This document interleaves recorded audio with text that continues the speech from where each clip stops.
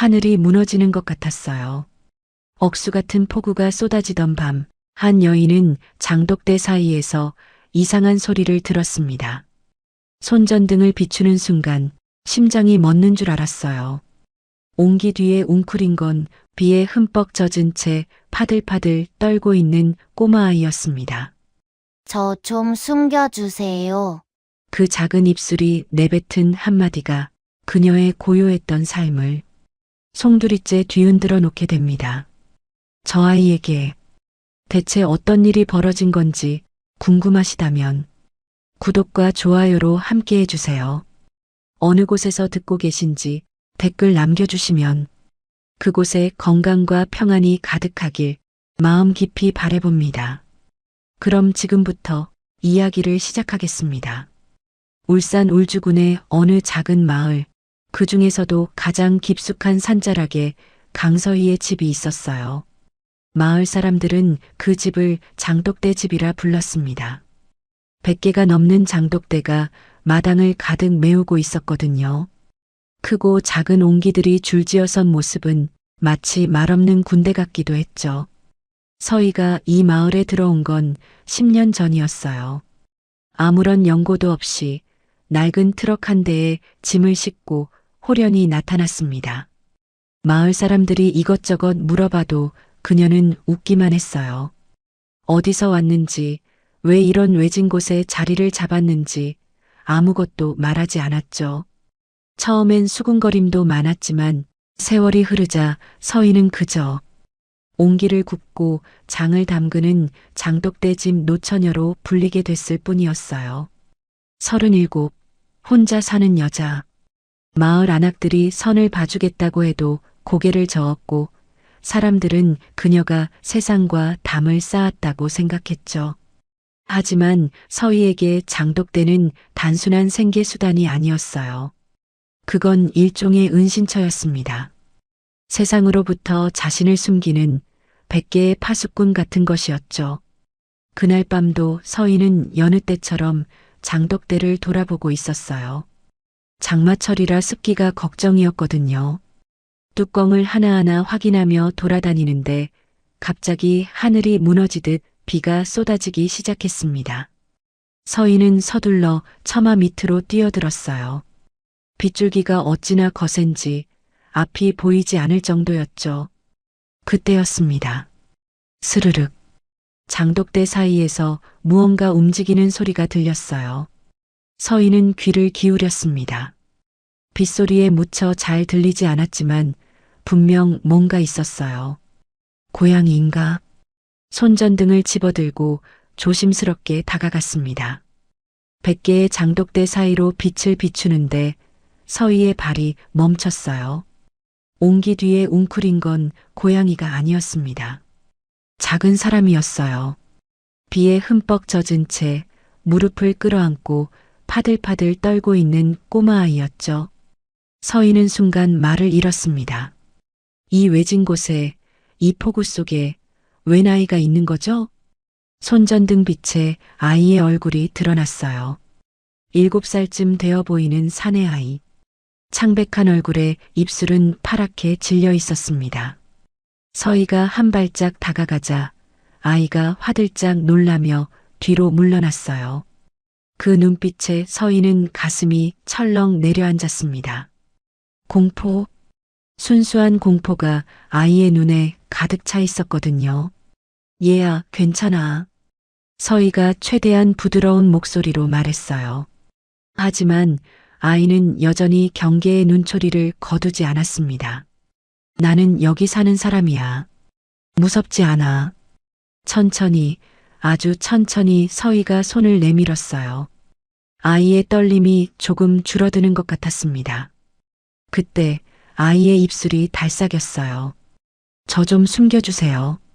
목소리가 너무 작아서 빗소리에 묻힐 뻔했습니다. 서희는 무릎을 꿇고 아이의 눈높이에 맞췄어요. 숨겨달라고? 누구한테서? 아이의 눈에 다시 공포가 스쳤습니다. 작은 손이 서희의 바짓가랑이를 꽉 움켜쥐었어요. 검은 옷 입은 아저씨들이요. 저를 쫓아와요. 제발 제발 숨겨주세요. 서희는 재빨리 주변을 살폈어요. 폭우 때문에 앞이 잘 보이지 않았지만 아직 수상한 기척은 없었습니다. 일단 안으로 들어가자. 서희는 아이를 번쩍 안아 올렸어요. 처마 밑을 지나 현관문을 열고 들어서는 순간 서희는 알았어요. 이 아이를 들이는 순간 자신이 10년간 지켜온 고요한 은둔의 삶은 끝난다는 것을. 젖은 아이를 수건으로 닦이고 마른 옷을 입히고 따뜻한 방에 눕혔어요. 아이는 여전히 서희의 손을 놓지 않았습니다. 마치 놓으면 다시 어둠 속으로 빨려 들어갈 것처럼요. 이름이 뭐니? 준우요. 준우? 좋은 이름이네. 준우야, 배고프지 않아? 아이가 고개를 끄덕였어요. 서희는 부엌으로 향했습니다. 뭔가 따뜻한 걸 먹여야 해. 냉장고를 열었지만 변변한 재료가 없었어요. 하지만 서희에겐 장독대가 있었죠. 비를 맞으며 마당으로 나갔습니다. 100개의 장독대 중 가장 깊숙한 곳에 있는 옹기 뚜껑을 열었어요. 10년 묵은 시간장. 서희가 이 마을에 와서 가장 처음 담근 장이었습니다. 한 국자 떠서 냄새를 맡았어요. 깊고 그윽한 향이 코끝을 스쳤습니다. 이거면 충분해. 부엌으로 돌아온 서희의 손놀림은 빨랐어요. 남은 밥에 물을 붓고 시간장을 넣고 뒷산에서 캐둔 약초 몇 뿌리를 썰어 넣었습니다. 보글보글 끓어오르는 국밥에서 구수한 냄새가 퍼져나왔죠. 서희는 간을 보지 않았어요. 냄새만으로도 충분했거든요. 자, 먹어봐. 서희가 국밥 한 그릇을 내밀었어요. 준우는 조심스럽게 숟가락을 들었습니다. 국물을 한 숟갈 떠서 입에 넣는 순간 아이의 눈이 커졌어요. 맛있어요. 그리고 허겁지겁 먹기 시작했습니다. 서희는 말없이 아이를 바라보았어요. 대체 무슨 일이 있었던 걸까? 검은 옷을 입은 사람들이라니. 국밥을 거의 다 먹어갈 때쯤 준우가 갑자기 숟가락을 멈췄어요. 무언가 생각난 듯한 표정이었습니다. 이 맛. 응? 우리 아빠가 찾던 맛이랑 똑같아요. 서희의 손이 굳었습니다. 아빠가 찾던 맛? 네. 아빠가 맨날 그랬어요. 어렸을 때 먹었던 국밥 맛을 다시 찾고 싶다고. 따뜻하고 먹으면 마음이 편해지는 맛이라고. 준우의 눈에 눈물이 고였어요. 근데 이모 국밥 먹으니까 아빠 생각이 나요. 아빠가 말하던 그런 느낌이에요. 서희는 아무 말도 할 수 없었습니다. 심장이 쿵쾅거렸어요. 설마 이 아이가. 준우야, 아빠 이름이 뭐니? 한도윤이요. 성진그룹 회장이에요. 순간 서희의 얼굴에서 핏기가 사라졌습니다. 성진그룹. 그 이름을 듣는 순간 10년 전의 기억이 파도처럼 밀려왔어요. 배신, 누명, 그리고 하룻밤 사이에 모든 것을 잃었던 그날. 서희는 떨리는 손으로 테이블을 짚었습니다. 창밖에서는 여전히 폭우가 쏟아지고 있었어요. 그리고 그 빗소리 너머로 희미하게 자동차 엔진 소리가 들려오기 시작했습니다. 누군가 오고 있었어요. 이 폭우 속을, 이 외진 곳까지. 빗소리 사이로 무전기에서 새어나오는 듯한 짧은 잡음이 섞여 들렸습니다. 그리고 산길 너머로 헤드라이트 두 줄기가 어둠을 가르며 다가오고 있었어요. 서희는 알았습니다. 이 아이는 손님이 아니라 자신이 10년간 피해온 과거 그 자체라는 걸요. 헤드라이트 불빛이 점점 가까워지고 있었어요. 서희는 재빨리 준우를 안아 올렸습니다. 아이는 겁에 질려 서희의 목을 꽉 껴안았어요. 준우야, 이모 말 잘 들어. 절대 소리 내면 안 돼. 서희는 부엌 한쪽에 있는 낡은 찬장을 열었습니다. 안에는 장독대용 옹기들이 빼곡했지만 그 뒤로 사람 하나 숨을 만한 공간이 있었어요. 서희가 이 집에 들어온 뒤 직접 만들어둔 비밀 공간이었죠. 여기 들어가 있어. 무슨 소리가 나도 절대 나오면 안 돼. 알았지? 준우의 눈에 눈물이 그렁그렁 맺혔습니다. 하지만 아이는 고개를 끄덕이며 찬장 속으로 몸을 웅크렸어요. 서희가 찬장 문을 닫는 순간 마당에서 차 문 닫히는 소리가 들렸습니다. 쾅, 쾅. 거친 발소리가 다가왔어요. 서희는 천천히 숨을 고르며 현관으로 향했습니다. 문을 열기도 전에 밖에서 고함이 터져 나왔어요. 문 열어. 서희는 일부러 천천히 문을 열었습니다. 처마 밑에 검은 양복 차림의 산에 3명이 서 있었어요. 폭우에 흠뻑 젖었지만 그들의 눈빛은 차갑게 빛나고 있었죠. 무슨 일이신가요? 이 밤중에 서희의 목소리는 담담했습니다. 마치 아무것도 모르는 사람처럼. 사내들 중 가장 덩치가 큰 자가 앞으로 나섰어요. 이마에 흉터가 있는 험상궂은 얼굴이었습니다. 아이 하나 못 봤소? 7살짜리 사내에. 아이요? 이 동네에 아이가 어디 있다고. 서희는 고개를 갸웃거렸어요. 흉터 사내의 눈이 가늘어졌습니다. 거짓말하지 마시오. 이 근처에서 목격됐어. 목격이요? 누가요? 이 폭우에 돌아다니는 사람이 있었나 보네. 서희의 태연한 태도에 사내들이 서로 눈짓을 주고받았어요. 그중 한 명이 서희를 밀치고 안으로 들어서려 했습니다. 뭐 하는 거예요? 서희가 팔을 뻗어 막아섰어요. 하지만 체격 차이는 어쩔 수 없었습니다. 사내가 서희를 거칠게 밀어붙이며 집 안으로 들어섰어요. 수색해. 흉터 사내의 명령에 나머지 둘이 집 안 곳곳을 뒤지기 시작했습니다. 방문을 열고 이불을 들추고 장롱을 열어젖혔어요. 서희의 심장이 쿵쾅거렸습니다. 찬장. 제발 찬장은 보지 마. 한 사내가 부엌으로 들어섰어요. 서희의 숨이 멎는 것 같았습니다. 사내의 시선이 찬장 쪽으로 향하려는 순간 서희가 소리쳤어요. 거기 장독대 건드리지 마세요. 10년 묵은 장이에요. 사내가 멈칫했습니다. 서희는 재빨리 부엌으로 뛰어들어가 장독대 앞을 가로막았어요. 여긴 제 전 재산이라고요. 함부로 손 떼면 경찰 부를 겁니다. 흉터 사내가 천천히 다가왔어요. 서희의 턱을 거칠게 잡아 올렸습니다. 경찰?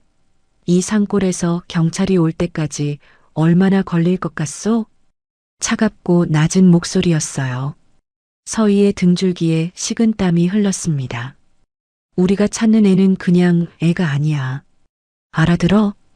그 순간 서희는 깨달았어요.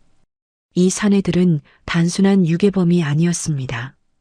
훈련받은 사람들, 누군가의 명령을 받고 움직이는 자들이었죠. 모르는 일이에요. 난 그냥 혼자 사는 여자라고요. 흉터 사내가 서희의 턱을 놓았습니다. 그리고 주변을 천천히 둘러보았어요. 사내가 코웃음을 쳤어요. 그리고 부하들에게 손짓했습니다. 철수해. 여긴 아닌 것 같다.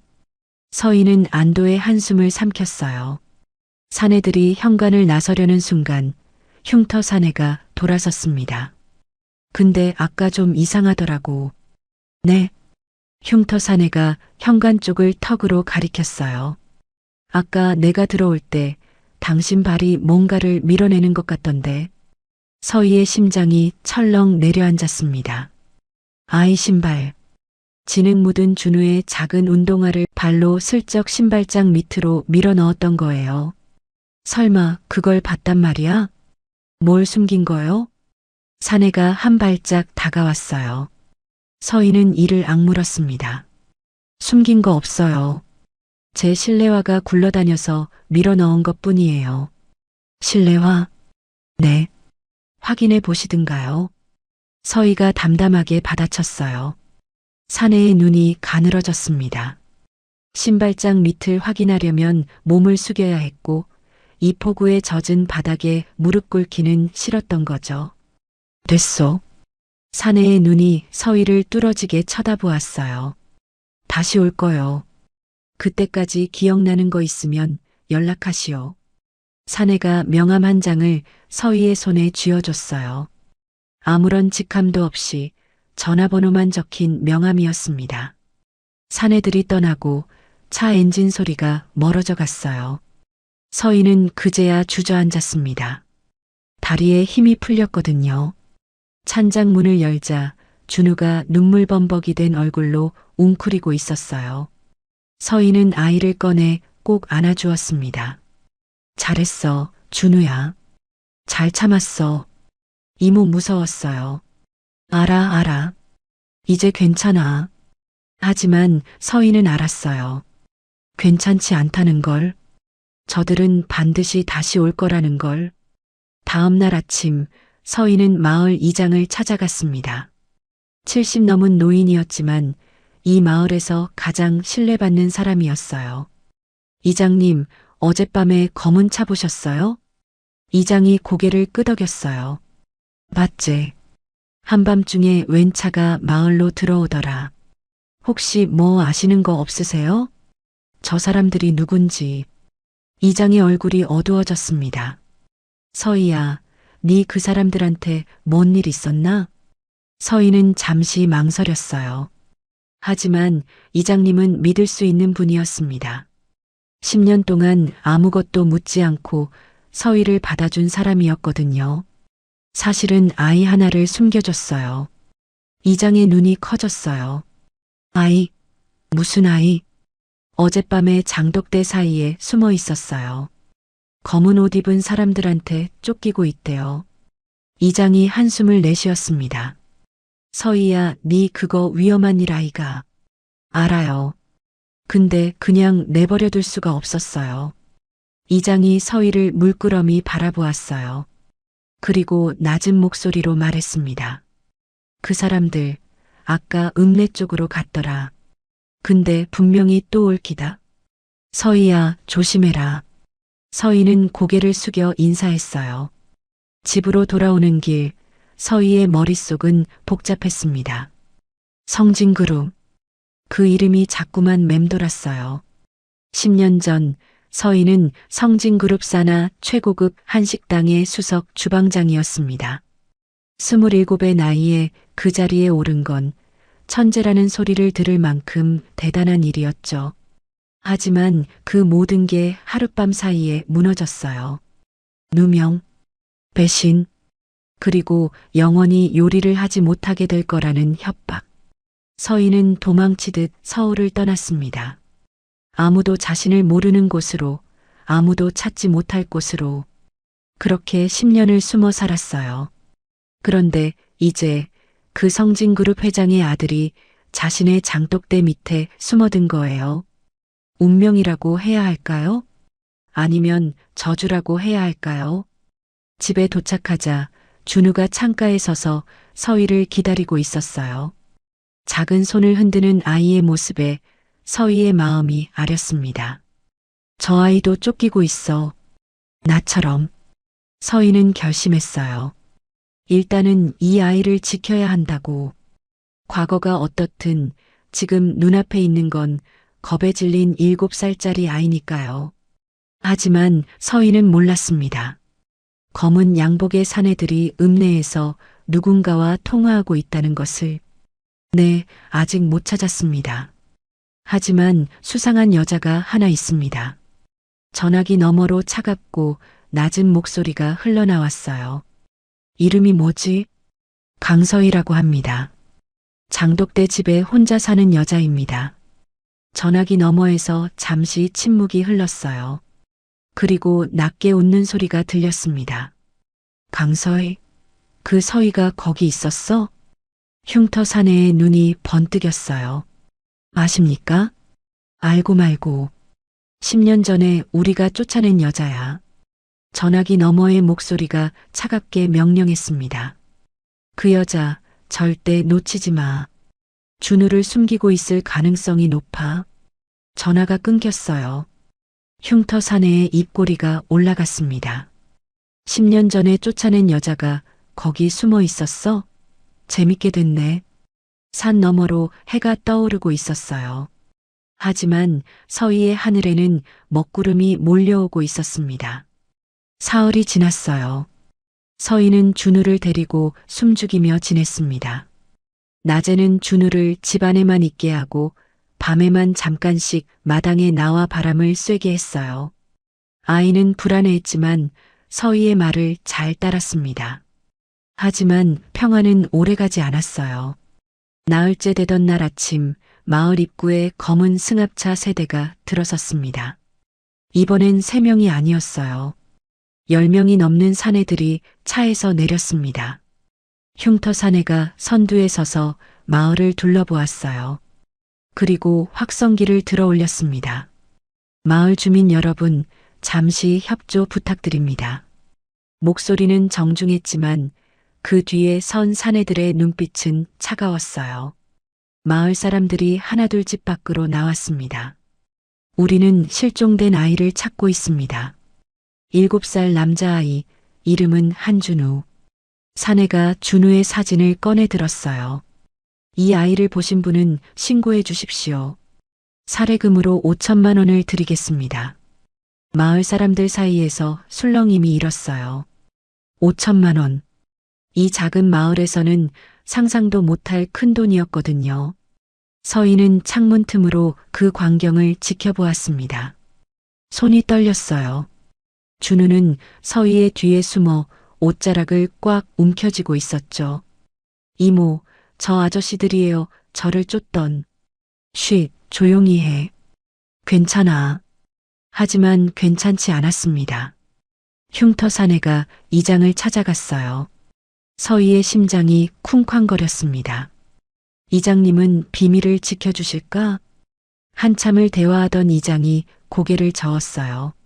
사내의 얼굴이 굳어졌습니다. 그리고 부하 한 명에게 뭔가를 지시했어요.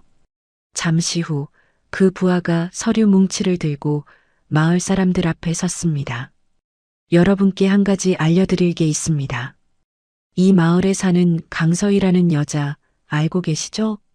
마을 사람들이 고개를 끄덕였어요.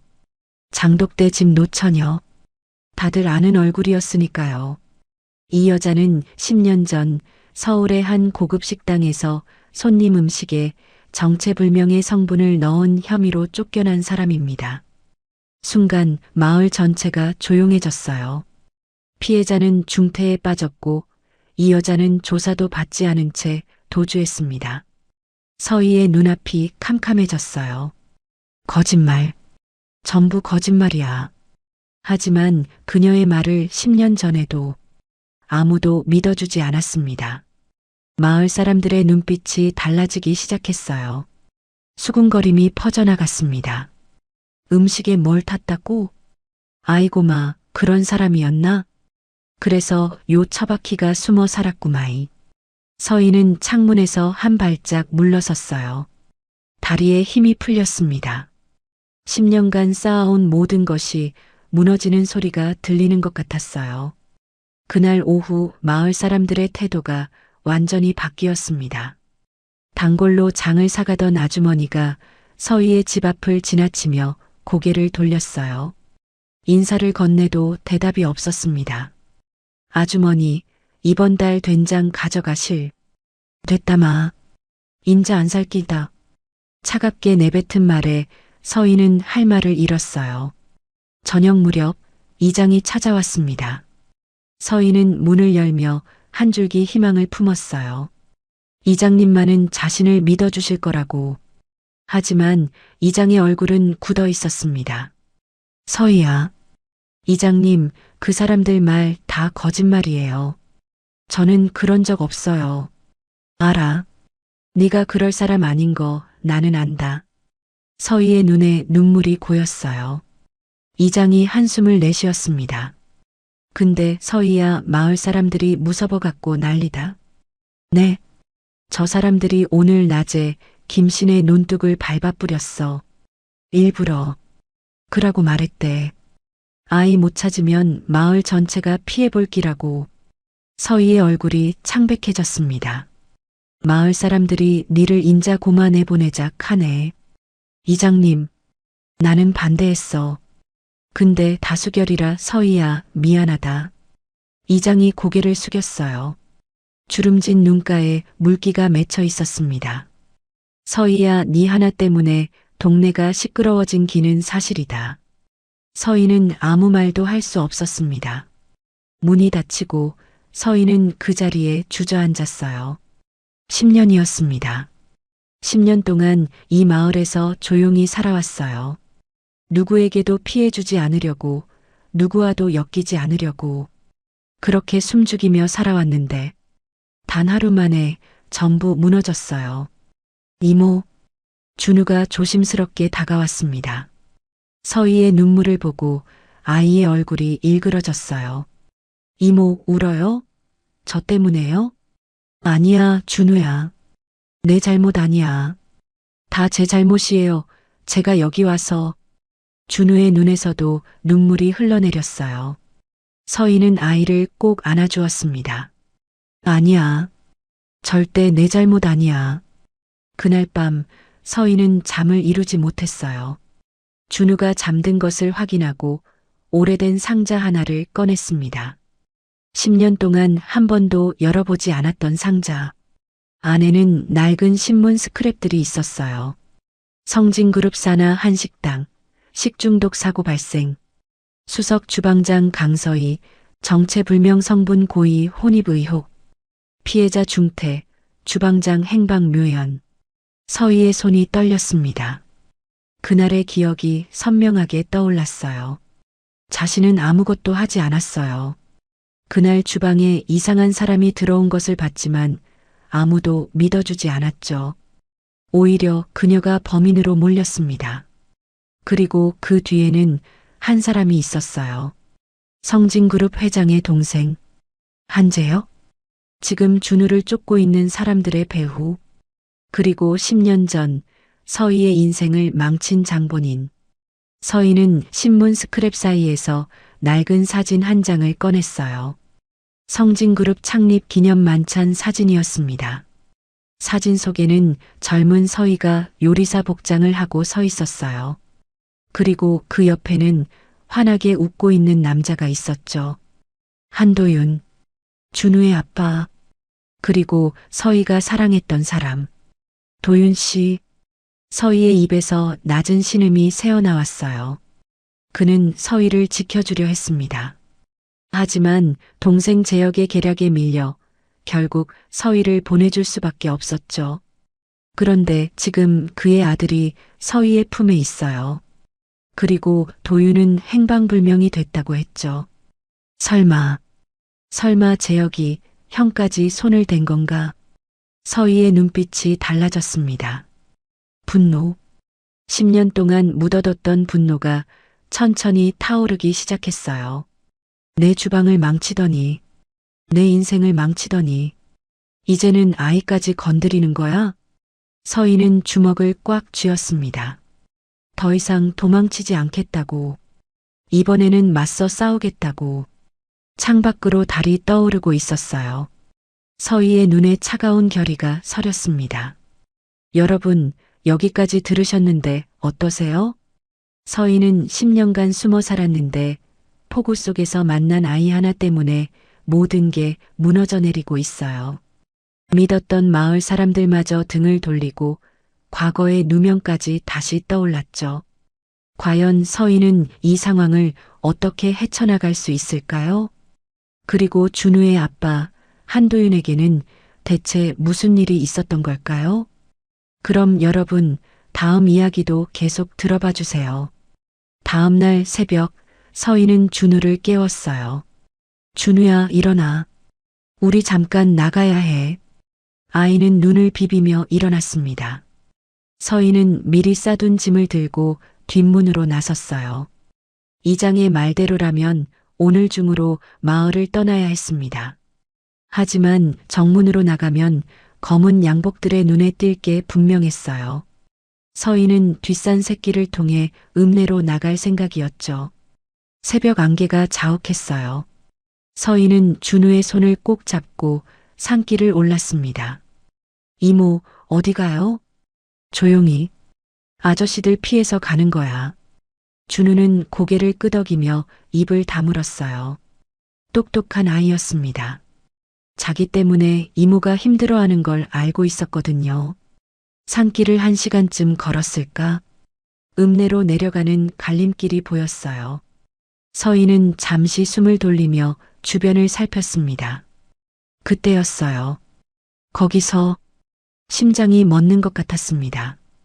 뒤를 돌아보니 흉터 사내가 서 있었어요. 양옆에는 부하 2명이 길을 막고 있었죠. 새벽부터 어딜 그렇게 급하게 가시오, 서희 씨?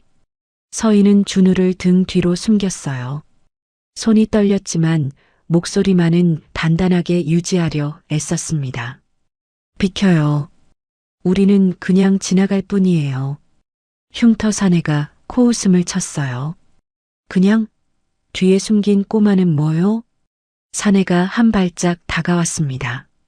서희는 뒤로 물러섰어요. 하지만 뒤에도 사내 한 명이 다가오고 있었습니다. 포위당한 거예요. 순순히 넘기시오. 그러면 당신은 건드리지 않겠소. 이 아이는 못 줘요. 왜? 당신하고 무슨 상관이요? 그냥 며칠 전에 주운 애잔소. 서희의 눈에 불꽃이 일었어요. 상관없는 아이를 이렇게까지 쫓아다니는 건 당신들이잖아요. 대체 왜 이러는 거예요? 흉터 사내의 표정이 굳어졌습니다. 그건 알 필요 없소. 알 필요 없다고요? 이 아이 부모님은요? 한도윤 회장은 지금 어디 있어요? 사내의 눈이 번뜩였어요. 한 회장을 알아? 서희는 입을 다물었습니다. 실수였어요. 도윤의 이름을 꺼내는 게 아니었는데 그냥 아이한테 들었어요. 거짓말. 사내가 서희의 팔을 거칠게 잡았어요. 당신 한 회장하고 무슨 사이요? 나요. 서희가 뿌리치려 했지만 체격 차이는 어쩔 수 없었습니다. 사내의 손아귀 힘이 너무 셌어요. 이모. 준우가 울먹이며 사내의 다리를 붙잡았어요. 이모 놔줘요. 나쁜 아저씨. 사내가 귀찮다는 듯 준우를 밀쳐냈습니다. 아이가 땅바닥에 나뒹굴었어요. 준우야. 서희의 눈에서 불꽃이 튀었습니다. 이를 악물고 사내의 손을 물어버렸어요. 흑. 사내가 손을 놓는 순간 서희는 준우를 안아 올리고 달리기 시작했습니다. 어디로 가는지도 몰랐어요. 그냥 도망쳐야 했습니다. 잡아. 뒤에서 고함 소리가 들렸어요. 발소리가 점점 가까워졌습니다. 숲길을 미친 듯이 달렸어요. 나뭇가지가 얼굴을 핥히었지만 멈출 수 없었습니다. 준우가 서희의 목을 꽉 껴안고 있었어요. 얼마나 달렸을까? 갑자기 발밑이 사라졌어요. 흙, 절벽이었습니다. 서희는 간신히 몸을 틀어 나무 뿌리를 붙잡았어요. 아래를 내려다보니 까마득한 낭떠러지였습니다. 이모. 준우가 공포에 질려 울음을 터뜨렸어요. 서희는 한 손으로 나무 뿌리를 붙잡고 다른 손으로 준우를 안고 있었습니다. 소나기에 힘이 풀려가고 있었어요. 거기 있군. 위에서 흉터 사내의 목소리가 들렸습니다. 사내가 절벽 끝에 서서 내려다보고 있었어요. 꽤 끈질기시네, 서희 씨. 서희는 이를 악물었습니다. 손에 피가 흘렀어요. 나무 뿌리에 손바닥이 찢어진 거였죠. 아이만 넘기면 당신은 살려주겠소. 싫어요. 지금 상황 파악이 안 되시오? 손 놓으면 둘 다 죽어. 서희의 눈에서 눈물이 흘러내렸어요. 하지만 준우를 놓을 수는 없었습니다. 그때였어요. 거기 뭐 하는 거요? 낯선 목소리가 들렸습니다. 흉터 사내가 뒤를 돌아보았어요. 산 아래쪽에서 트럭 한 대가 올라오고 있었습니다. 트럭에서 내린 건 농부 차림의 중년 남자였어요. 아침부터 이게 무슨 소란이요? 흉터 사내가 인상을 썼어요. 목격자가 생긴 거였죠. 상관 마시오. 우리 일이니까. 상관 말라고? 여기가 어딘 줄 알고. 내 밭이요.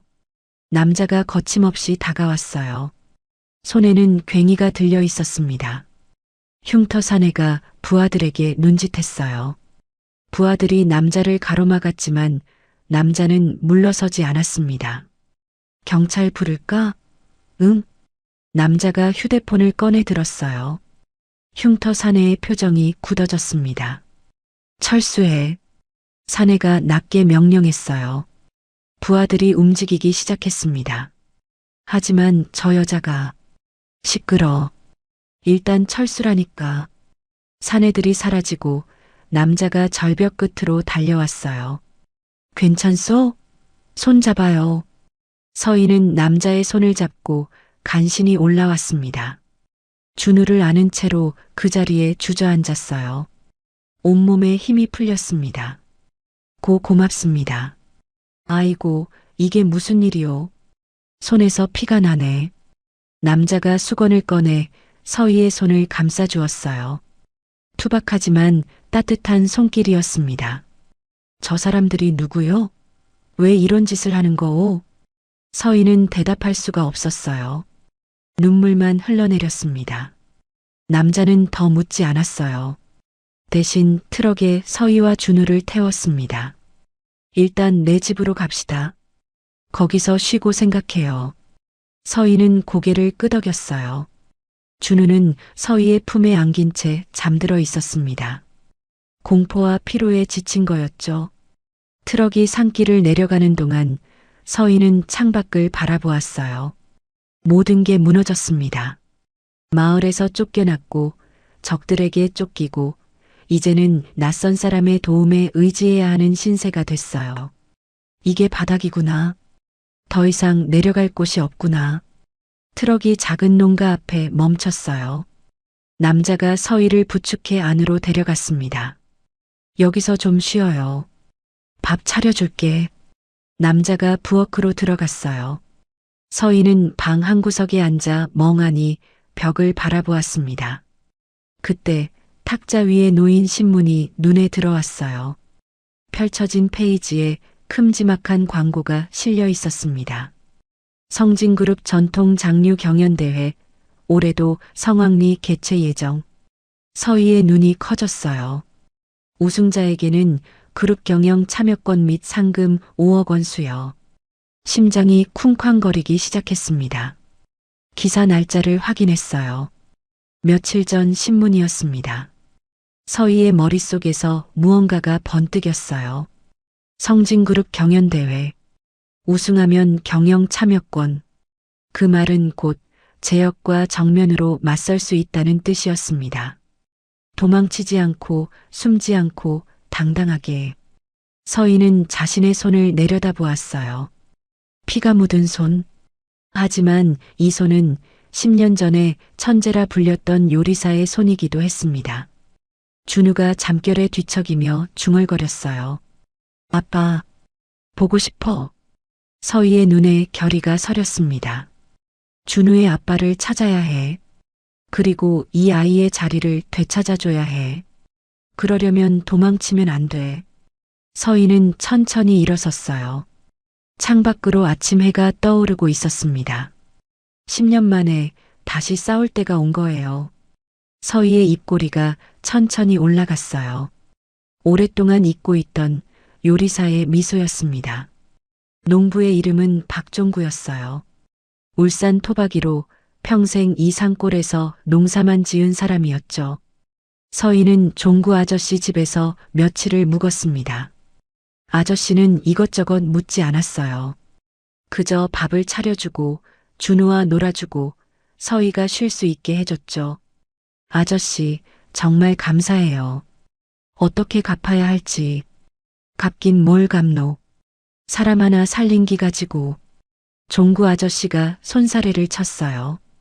투박하지만 따뜻한 사람이었습니다. 서희는 그 며칠 동안 생각을 정리했어요. 성진그룹 전통 장류 경연대회. 우승하면 그룹 경영에 참여할 권한이 생긴다고 했죠. 그건 곧 제역과 맞설 수 있는 발판이 된다는 뜻이었어요. 도윤의 행방을 알아낼 수도 있고 준우의 자리를 되찾아줄 수도 있었습니다. 하지만 문제가 있었어요. 장독대가 없어. 서희가 중얼거렸습니다. 장독대? 종구 아저씨가 고개를 갸웃거렸어요. 장독대 찾는다며? 우리 동네 어르신 중에 장 담그시는 분 있는데. 서희의 눈이 번뜩였습니다. 정말요? 응. 김말순 할매라고 80 넘었는데 아직도 장 담그신다. 근데 요새 몸이 안 좋아갖고 장사는 못 하신다 카더라. 서희는 바로 그 할머니를 찾아갔어요. 김말순 할머니의 집은 산 중턱에 있었습니다. 마당에 들어서는 순간 서희의 심장이 뛰었어요. 100개가 넘는 장독대가 마당을 가득 메우고 있었거든요. 누구요? 할머니가 지팡이를 짚고 나왔어요. 허리가 굽었지만 눈빛은 또렷했습니다. 안녕하세요, 할머니. 저는 강서희라고 해요. 장독대 때문에 찾아왔어요. 장독대? 할머니의 눈이 가늘어졌어요. 젊은 기가 장독대는 와찬노? 서희는 솔직하게 말했습니다. 자신이 요리사였다는 것, 대회에 나가고 싶다는 것, 장이 필요하다는 것. 할머니는 말없이 서희를 바라보았어요. 한참을 그렇게 쳐다보더니 천천히 입을 열었습니다. 손 내봐라. 서희가 손을 내밀었어요. 할머니가 서희의 손을 만져보았습니다. 요리하는 사람 손이네. 네. 칼 잡은 흔적, 불 앞에 선 흔적 다 남아있어. 근데 오래 안 잡았구나, 요리. 서희의 눈에 눈물이 고였어요. 할머니는 한 번 보고 다 알아버린 거였죠. 10년이요. 10년 동안 안 잡았어요. 10년? 왜? 사정이 있었어요. 할머니가 고개를 끄덕였어요. 그리고 장독대 쪽으로 걸어갔습니다. 따라와라. 서희가 할머니를 따라갔어요. 할머니가 장독대 뚜껑을 하나 열었습니다. 맡아봐라. 서희가 고개를 숙여 냄새를 맡았어요. 순간 눈이 커졌습니다. 이건 20년은 됐어요. 근데 서희가 미간을 찌푸렸어요. 숙성이 깊어서 향은 훌륭한데 염도가 너무 높아요. 이대로 쓰면 요리가 짜질 거예요. 할머니의 눈이 번뜩였습니다. 그걸 냄새만 맡고 알아? 네. 25년쯤 된 것 같은데 이 정도 원석이면 제대로 다듬으면 보석이 될 수 있어요. 할머니가 처음으로 웃었어요. 원석이라 그래. 네 말이 맞다. 25년 묵은 간장이야. 근데 어쩔 거고? 이 짠장을 네가 어떻게 살릴 건데? 서희가 잠시 생각에 잠겼어요. 그러다 문득 떠올랐습니다. 자신이 마을을 떠날 때 품속에 넣어온 것. 할머니, 저한테 10년 묵은 시간장이 있어요. 제가 직접 담근 거예요. 뭐? 할머니 장은 깊이가 있고 제 장은 부드러움이 있어요. 둘을 섞으면 서희의 눈이 빛났어요. 할머니의 세월에 제 10년을 보태서 다시 숨쉬는 장을 만들 수 있을 것 같아요. 할머니가 한참 동안 서희를 바라보았습니다. 그리고 고개를 끄덕였어요. 해봐라. 네 실력 한번 보자. 그날부터 서희는 할머니 집에서 요리를 시작했어요. 처음엔 손이 떨렸습니다. 10년 만에 잡는 칼이었거든요. 하지만 이틀, 사흘 지나면서 감각이 돌아오기 시작했어요. 서희는 틈틈이 장 블렌딩에도 매달렸습니다. 할머니의 25년 간장과 자신의 10년 시간장. 황금 비율을 찾기 위해 수십 번을 섞고 또 섞었어요. 산자락에서 직접 캔 약초를 우린 물도 더했습니다. 짠맛을 부드럽게 감싸면서 깊이는 살리는 비법이었죠. 일주일이 지났을 때 서희는 완성된 장을 할머니에게 내밀었어요. 맛 좀 봐주세요. 할머니가 숟가락을 들어 한 방울 맛보았습니다. 눈이 커졌어요. 이게 내 장이 맞나? 할머니 장이 원석이었어요. 저는 그 원석을 깎아서 보석으로 만들었을 뿐이에요. 할머니의 눈에 물기가 맺혔습니다. 50년을 장을 담갔는데 이 맛은 처음이다. 할머니가 서희의 손을 꽉 잡았어요. 이 장은 이제 내 거다. 내가 이 장의 맛을 완성했으니까. 서희의 눈에서 눈물이 흘렀습니다. 할머니는 단순히 장을 빌려준 게 아니었어요. 10년 동안 잃어버렸던 요리사의 혼을 다시 깨워준 스승이었습니다. 준우는 서희 옆에 앉아 요리하는 모습을 지켜보았습니다. 이모, 요리 진짜 잘해요. 그래, 고마워, 준우야. 아빠도 이모 요리 먹으면 좋아할 거예요. 서희의 손이 잠깐 멈췄어요. 그리고 다시 칼을 움직이며 말했습니다. 그래, 아빠한테도 꼭 먹여주자. 대회 예선까지 2주가 남았어요. 서희는 미친 듯이 연습했습니다. 할머니는 말없이 지켜보다가 가끔 한마디씩 던졌어요. 간이 약하다. 불 조절이 늦다. 정신이 흐트러졌네. 짧지만 정확한 지적이었어요. 서희는 하나하나 새겨들으며 실력을 끌어올렸습니다. 예선 전날 할머니가 서희에게 서류 한 장을 건넸어요. 이게 뭐예요? 전수 확인서다.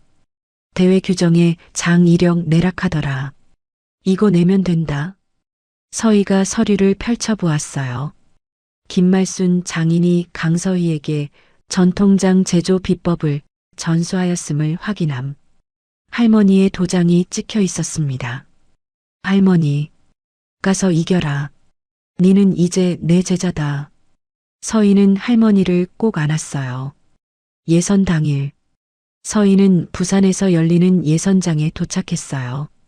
참가자가 200명이 넘었습니다. 전국에서 내로라 하는 요리사들이 모인 거였죠. 접수대에서 서희는 장 이력서와 전수 확인서를 제출했어요. 대회 규정상 사용하는 장의 성분과 발효 연도를 밝혀야 했거든요. 서희는 긴장을 삼키며 조리대 앞에 섰어요. 준우가 객석에서 작은 손을 흔들었습니다. 할머니도 종구 아저씨도 와 있었어요. 시작. 심사위원의 외침과 함께 조리가 시작됐습니다. 서희는 직접 완성한 장을 꺼냈어요. 할머니의 25년 간장과 자신의 10년 시간장. 울죽은 약초 물로 빚어낸 서희만의 장이었죠. 손이 춤추듯 움직였습니다. 10년 동안 잠들어 있던 실력이 깨어나고 있었어요. 저 사람 손놀림이 보통이 아닌데? 장다루는 솜씨 좀 봐. 주변에서 수군거림이 들렸어요. 서희는 신경 쓰지 않았습니다. 오직 요리에만 집중했어요. 1시간 후 서희는 접시를 제출했습니다. 심사위원들이 한 숟갈씩 맛보았어요. 표정이 변하기 시작했습니다. 이 깊이는 뭐지? 장맛이 예사롭지 않아. 수석 심사위원이 서희가 제출한 장 이력서를 다시 펼쳐보았어요. 25년 간장과 10년 간장의 블렌딩이라 이건 단순히 좋은 장을 가져온 게 아닙니다. 다른 심사위원도 고개를 끄덕였어요. 두 세대의 시간을 하나로 빚어낸 거예요. 그것도 이 귀한 장들을 망치지 않고 완벽하게 요리에 녹여냈어요. 요리사는 장을 빚는 사람이기도 하지만 장을 깨우는 사람이기도 합니다. 이 참가자는 그걸 아는 사람이에요. 결과 발표. 서희는 예선 1위로 통과했습니다. 됐다. 준우가 뛰어와 서희를 안았어요. 할머니도 흐뭇한 표정으로 고개를 끄덕였죠. 잘했다. 내 장을 네가 살렸네. 아니에요, 할머니. 우리가 함께 만든 장이에요. 하지만 기쁨도 잠시였어요. 결승 대진표가 발표됐을 때 서희의 얼굴이 굳어졌습니다. 결승 상대 이름 오정환. 10년 전 서희에게 누명을 씌우고 주방장 자리를 빼앗은 바로 그 남자였어요. 서희는 이를 악물었습니다. 잊지 않았어. 단 하루도 잊은 적 없었다고. 결승전은 일주일 뒤 서울에서 열렸습니다. 성진그룹 본사 대강당. 수백 명의 관객과 카메라가 지켜보는 가운데 서희는 조리대 앞에 섰어요. 맞은편에는 오정환이 서 있었습니다. 10년 전보다 살이 찌고 얼굴에 기름기가 흘렀어요. 하지만 그 교활한 눈빛은 여전했죠. 어머, 이게 누구야? 서희 씨 아니야? 오정환이 비웃듯 말했어요. 10년 만이네. 그때 도망친 거 아직도 기억나는데. 서희는 대답하지 않았어요. 그냥 묵묵히 재료를 정리했습니다. 무시? 좋아요. 대신 또 지면 이번엔 어디로 도망칠 건지 궁금하네. 오정환이 코웃음을 쳤어요. 시작. 심사위원장의 선언과 함께 결승전이 시작됐습니다. 오정환은 화려했어요. 불쇼를 하듯 펜을 휘두르고 현란한 칼질로 관객들의 탄성을 자아냈죠. 반면 서희는 조용했습니다. 묵묵히 담담히 자신만의 요리를 만들어갔어요. 준우가 객석에서 두 손을 모으고 기도하듯 서희를 바라보았습니다.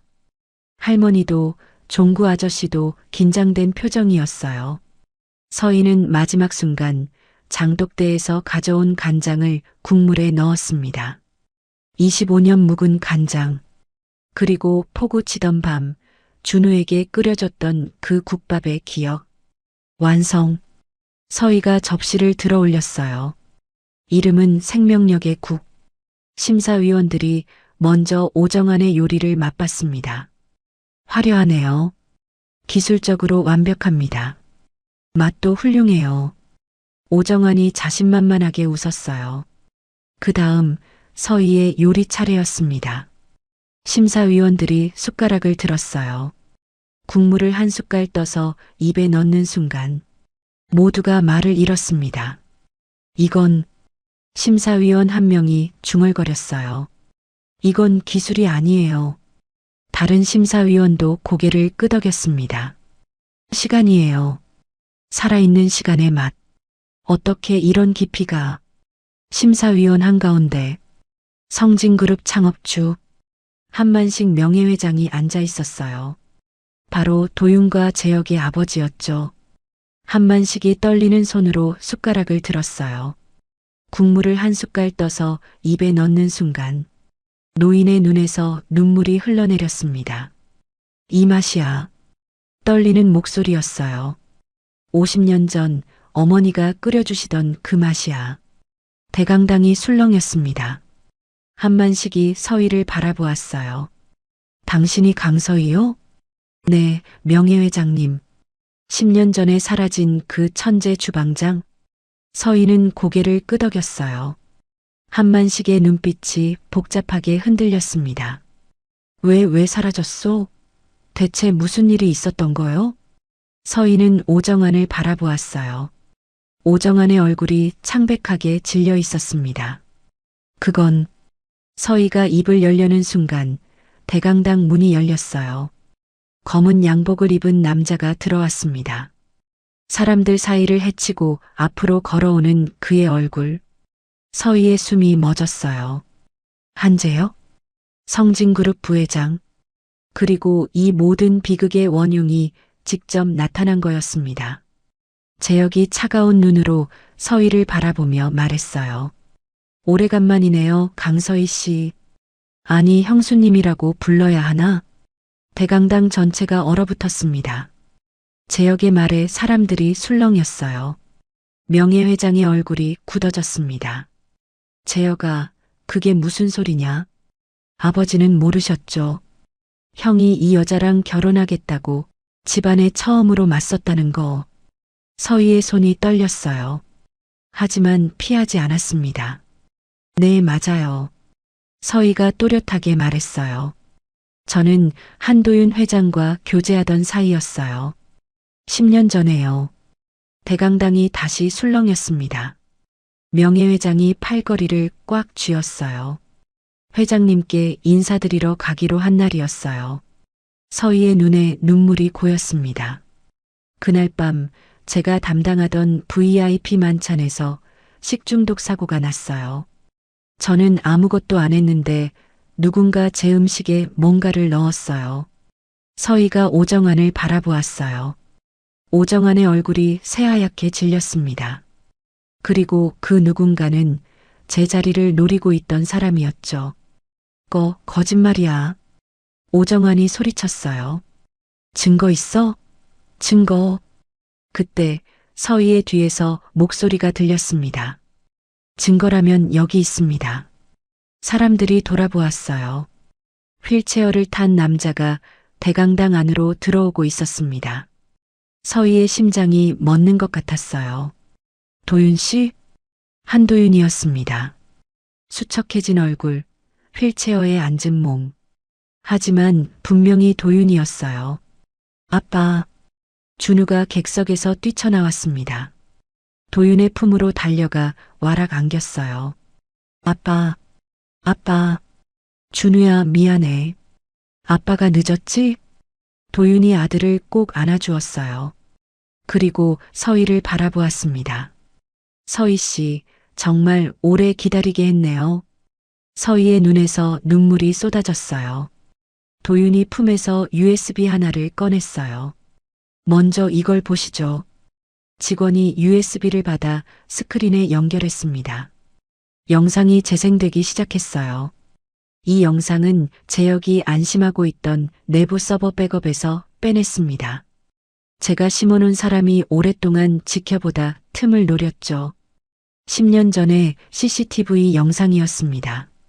주방 뒤편에서 누군가가 서희의 음식에 뭔가를 넣고 있었어요.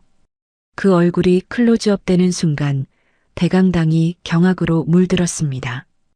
오정환이었어요. 이건 조작이야. 오정환이 발버둥 쳤지만 영상은 계속됐습니다. 그리고 또 다른 영상. 재혁과 오정환이 만나 돈다발을 주고받는 장면이었어요. 형수가 될 여자를 없애. 그러면 주방장 자리는 내 거다. 재혁의 목소리가 또렷하게 울려 퍼졌습니다. 재혁? 명예회장이 벌떡 일어서려다 비틀거렸어요. 내가 이런 짓을 했단 말이냐? 나는 내가 매달 가져오는 도윤이의 해외 생활 보고서를 철석같이 믿었거늘. 도윤이 차갑게 재혁을 응시하며 말을 이었습니다. 아버지는 사람을 풀어 저를 찾으셨지만 그 조사 인력마저 재혁이가 매수한 사람들이었습니다. 재혁이는 제가 외국에서 방탕하게 살며 아버지를 원망하고 있다는 가짜 보고서와 조작된 사진들을 만들어 아버지를 속여온 겁니다. 명예회장의 지팡이가 바닥을 쳤습니다. 이놈이 내 눈과 귀를 다 막고 나를 바보로 만들었구나. 나는 내가 정말로 나를 버리고 떠난 줄로만 알고 가슴에 대못을 받고 살았는데 재혁의 얼굴이 일그러졌어요. 아버지, 전 그룹을 지킨 겁니다. 형은 약했어요. 닥쳐. 도윤이 처음으로 목소리를 높였어요. 3년 전 해외지사로 떠난 우리 가족한테 무슨 짓을 했는지 다 알아. 내가 꾸민 사고로 내 아내는 죽었어. 도윤은 잠시 말을 멈췄습니다. 그 짧은 침묵이 10년보다 길게 느껴졌어요. 난 요양원에 감금당했고 준우는 내가 나중에 협박 카드로 쓰려고 한국 어딘가에 숨겨뒀지. 그 아이가 이동 중에 탈출한 거야. 서희의 머릿속에서 포구 치던 그날 밤이 떠올랐어요. 장독대 사이에서 떨고 있던 준우. 그 아이가 도망쳐 나온 거였구나.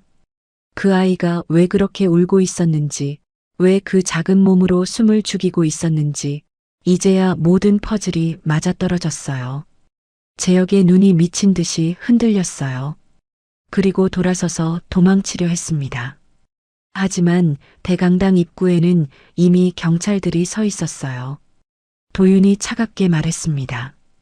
영상 확보되는 순간 경찰에 제출했고 오늘 체포 협조를 받아뒀어. 한재혁 씨 감금 및 업무방해 혐의로 체포합니다. 재혁이 끌려가는 모습을 오정환이 멍하니 바라보았어요. 그리고 자신에게도 경찰이 다가오는 걸 보았죠. 오정환 씨도 함께 가시죠. 오정환이 털썩 무릎을 꿇었습니다. 살려주세요. 저는 시킨 대로 했을 뿐이에요. 하지만 아무도 그의 말에 귀 기울이지 않았어요. 그제야 서희는 다리에 힘이 풀려 그 자리에 주저앉았어요. 끝났어. 10년이었습니다. 10년 동안 짊어지고 살았던 누명이 벗겨지는 순간이었어요. 명예회장이 서희 앞으로 다가왔습니다. 떨리는 손으로 서희의 손을 잡았어요. 미안하오, 서희 씨. 이 늙은이가 몰랐어. 아닙니다, 명예회장님. 도윤이 휠체어에서 일어나 서희에게 다가왔습니다. 비틀거리면서도 한 발짝 한 발짝. 서희 씨, 무리하시면 안 돼요. 10년 동안 하고 싶었던 말이 있어요. 도윤이 서희의 손을 잡았어요. 기다려줘서 고마워요. 그리고 미안해요. 서희는 아무 말도 못하고 울기만 했습니다. 준우가 두 사람 사이로 끼어들었어요. 아빠, 이모가 저 지켜줬어요. 밥도 해주고 숨겨주고. 알아. 아빠가 다 들었어. 도윤이 준우의 머리를 쓰다듬었어요. 준우가 잠시 서희를 올려다보았어요. 그리고 아무 말 없이 그녀의 손을 꼭 붙잡았습니다. 8개월 후 서희는 성진그룹의 복직 제안을 거절했어요. 서울의 화려한 자리 대신 그녀가 선택한 건 다른 곳이었습니다. 울산 울주군의 작은 마을, 장독대가 있는 그 집이었어요. 명예회장은 그 집을 한 번도 찾아오지 않았지만 매달 같은 주소로 장독에 쓸 콩을 보내줬습니다. 엄마, 나왔어요. 주말마다 준우가 찾아왔습니다. 도윤도 재활 치료를 받으며 조금씩 건강을 회복하고 있었어요. 어서 와, 준우야. 손 씻고 와. 밥 다 됐어. 서희가 국밥 냄새 가득한 부엌에서 웃으며 말했어요. 준우가 마당을 뛰어다니며 장독대 사이를 누볐습니다. 그 모습을 바라보던 서희의 곁으로 도윤이 다가왔어요. 서희야, 여기가 좋아? 응, 여기가 좋아. 서희가 장독대를 바라보며 말했습니다. 이 장독대들이 날 지켜줬거든. 10년 동안. 도윤이 서희의 어깨를 감싸 안았어요. 이제는 내가 지켜줄게. 서희가 도윤의 품에 기대었습니다. 마당에서 준우의 웃음소리가 울려 퍼졌어요. 저녁 노을이 장독대 위로 내려앉았어요. 100개가 넘는 옹기들이 붉은 빛을 머금고 있었습니다. 서희는 문득 폭우가 쏟아지던 그날 밤을 떠올렸어요. 장독대 사이에서 떨고 있던 작은 아이. 그 아이를 품에 안은 순간 모든 것이 바뀌었죠. 비는 그치고 장독대 위로 따뜻한 봄볕이 내리고 있었어요. 서희는 하늘을 올려다보며 나지막이 중얼거렸습니다. 이제야 우리 인생에도 봄이 왔구나. 여러분, 오늘 이야기 어떠셨어요? 폭우 속 장독대에 숨어든 아이 하나가 서희의 인생을 바꾸고 결국 한 아이의 인생까지 구해냈죠. 마을에서 쫓겨나고 절벽 끝에 매달리고 모든 걸 잃을 뻔했지만 서희는 포기하지 않았어요. 다시 칼을 잡고 10년 묵은 누명을 벗고 잃어버린 사랑까지 되찾았습니다. 우리 인생도 마찬가지 아닐까요? 비가 그치면 반드시 봄은 옵니다. 오늘도 끝까지 들어주셔서 감사해요. 이야기가 마음에 남으셨다면 구독과 좋아요 부탁드립니다. 번개가 산등성이를 갈랐어요. 그 섬광 아래 한 여자가 진흙탕에 내동댕이 쳐졌죠. 미안하게 됐어. 근데 당신도 알잖아. 우리 집안에 당신 같은 벙어리는 어울리지 않아. 남자는 여자의 손을 발로 걷어찼어요. 차 문이 닫히고 테일라이트가 폭우 속으로 사라졌죠. 그리고 정막이 내려앉은 그 순간 진흙 속에 엎드려 있던 여자의 어깨가 들썩였어요. 흐느낌이 아니었어요. 웃고 있었죠. 오늘 이야기는 끝까지 들어야 비로소 의미가 보이는 이야기입니다. 도대체 어떤 일이 있었던 걸까요? 놓치지 않으시려면 구독과 좋아요로 함께 해주세요. 그럼 이제 이야기를 계속 들려드릴게요. 빗줄기가 살을 때리듯 쏟아지고 있었어요. 강원도 깊은 산속 포장도 안 된 비탈길에 검은 세단 한 대가 멈춰섰죠. 헤드라이트 불빛이 빗속에서 갈라지며 앞을 비췄지만 그 너머는 아무것도 보이지 않는 칠흑 같은 어둠뿐이었어요. 운전석 문이 열리더니 한 남자가 내렸어요. 값비싼 맞춤 정장이 순식간에 젖어들었지만 그는 개의치 않는 표정이었죠. 백도윤 35. 국내 굴지의 건설그룹 백씨 가문의 장남. 그가 조수석으로 돌아가 문을 벌컥 열었어요. 내려. 차 안에서 한 여자가 겁에 질린 눈으로 그를 올려다봤어요. 윤서진 32. 백도윤의 아내. 결혼 후 3년 동안 단 한마디도 하지 않은 여자였죠. 서진이 고개를 젓자 도윤의 눈썹이 꿈틀했어요. 그는 아내의 팔을 움켜쥐고 밖으로 끌어냈죠. 서진의 몸이 진흙탕 위로 나뒹굴었어요. 흰 원피스가 순식간에 검붉은 흙물에 물들었죠. 서진이 무릎으로 기어가 남편의 바짓가랑이를 붙잡았어요. 말은 할 수 없었지만 그 눈빛이 애원하고 있었죠. 제발 왜 이러는 거예요? 나한테 왜 이래요? 도윤은 그런 아내를 내려다보며 피식 웃었어요. 당신도 알잖아. 우리 집안에 벙어리는 안 어울려. 어머니가 그러시더라. 이제 손절하래. 여기서 그냥 사고였다고 치자. 번개가 하늘을 갈랐어요. 그 순간 도윤의 얼굴이 환하게 드러났죠. 거기엔 3년을 함께한 아내에 대한 미안함 같은 건 눈꼽만큼도 없었어요. 오히려 오래 참았던 짐을 내려놓는 것 같은 후련함만 있었죠. 아, 잠깐. 도윤이 서진의 손을 낚아챘어요. 그녀의 약지에서 결혼 반지를 빼내더니 주머니에 넣었죠. 이건 집안 대대로 내려온 거라서. 미안, 당신 거 아니야. 서진이 팔을 뻗어 그의 발목을 잡았어요.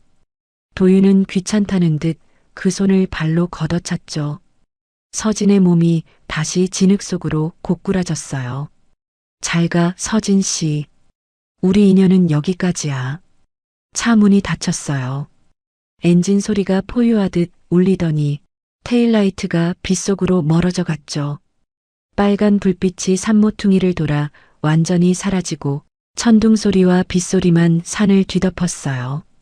진흙탕에 엎드린 서진은 미동도 하지 않았어요. 어깨가 들썩이고 있었죠. 흐느끼는 것처럼 보였어요. 하지만 아니었어요. 그건 웃음이었거든요. 서진이 천천히 상체를 일으켰어요. 진흙이 범벅된 얼굴에서 아까까지의 공포와 애원은 흔적도 없이 사라져 있었죠. 대신 그 자리엔 서늘한 냉기가 흐르고 있었어요. 3년간 단 한 번도 보여준 적 없는 진짜 얼굴이었죠. 그녀가 젖은 옷 안쪽을 뒤졌어요.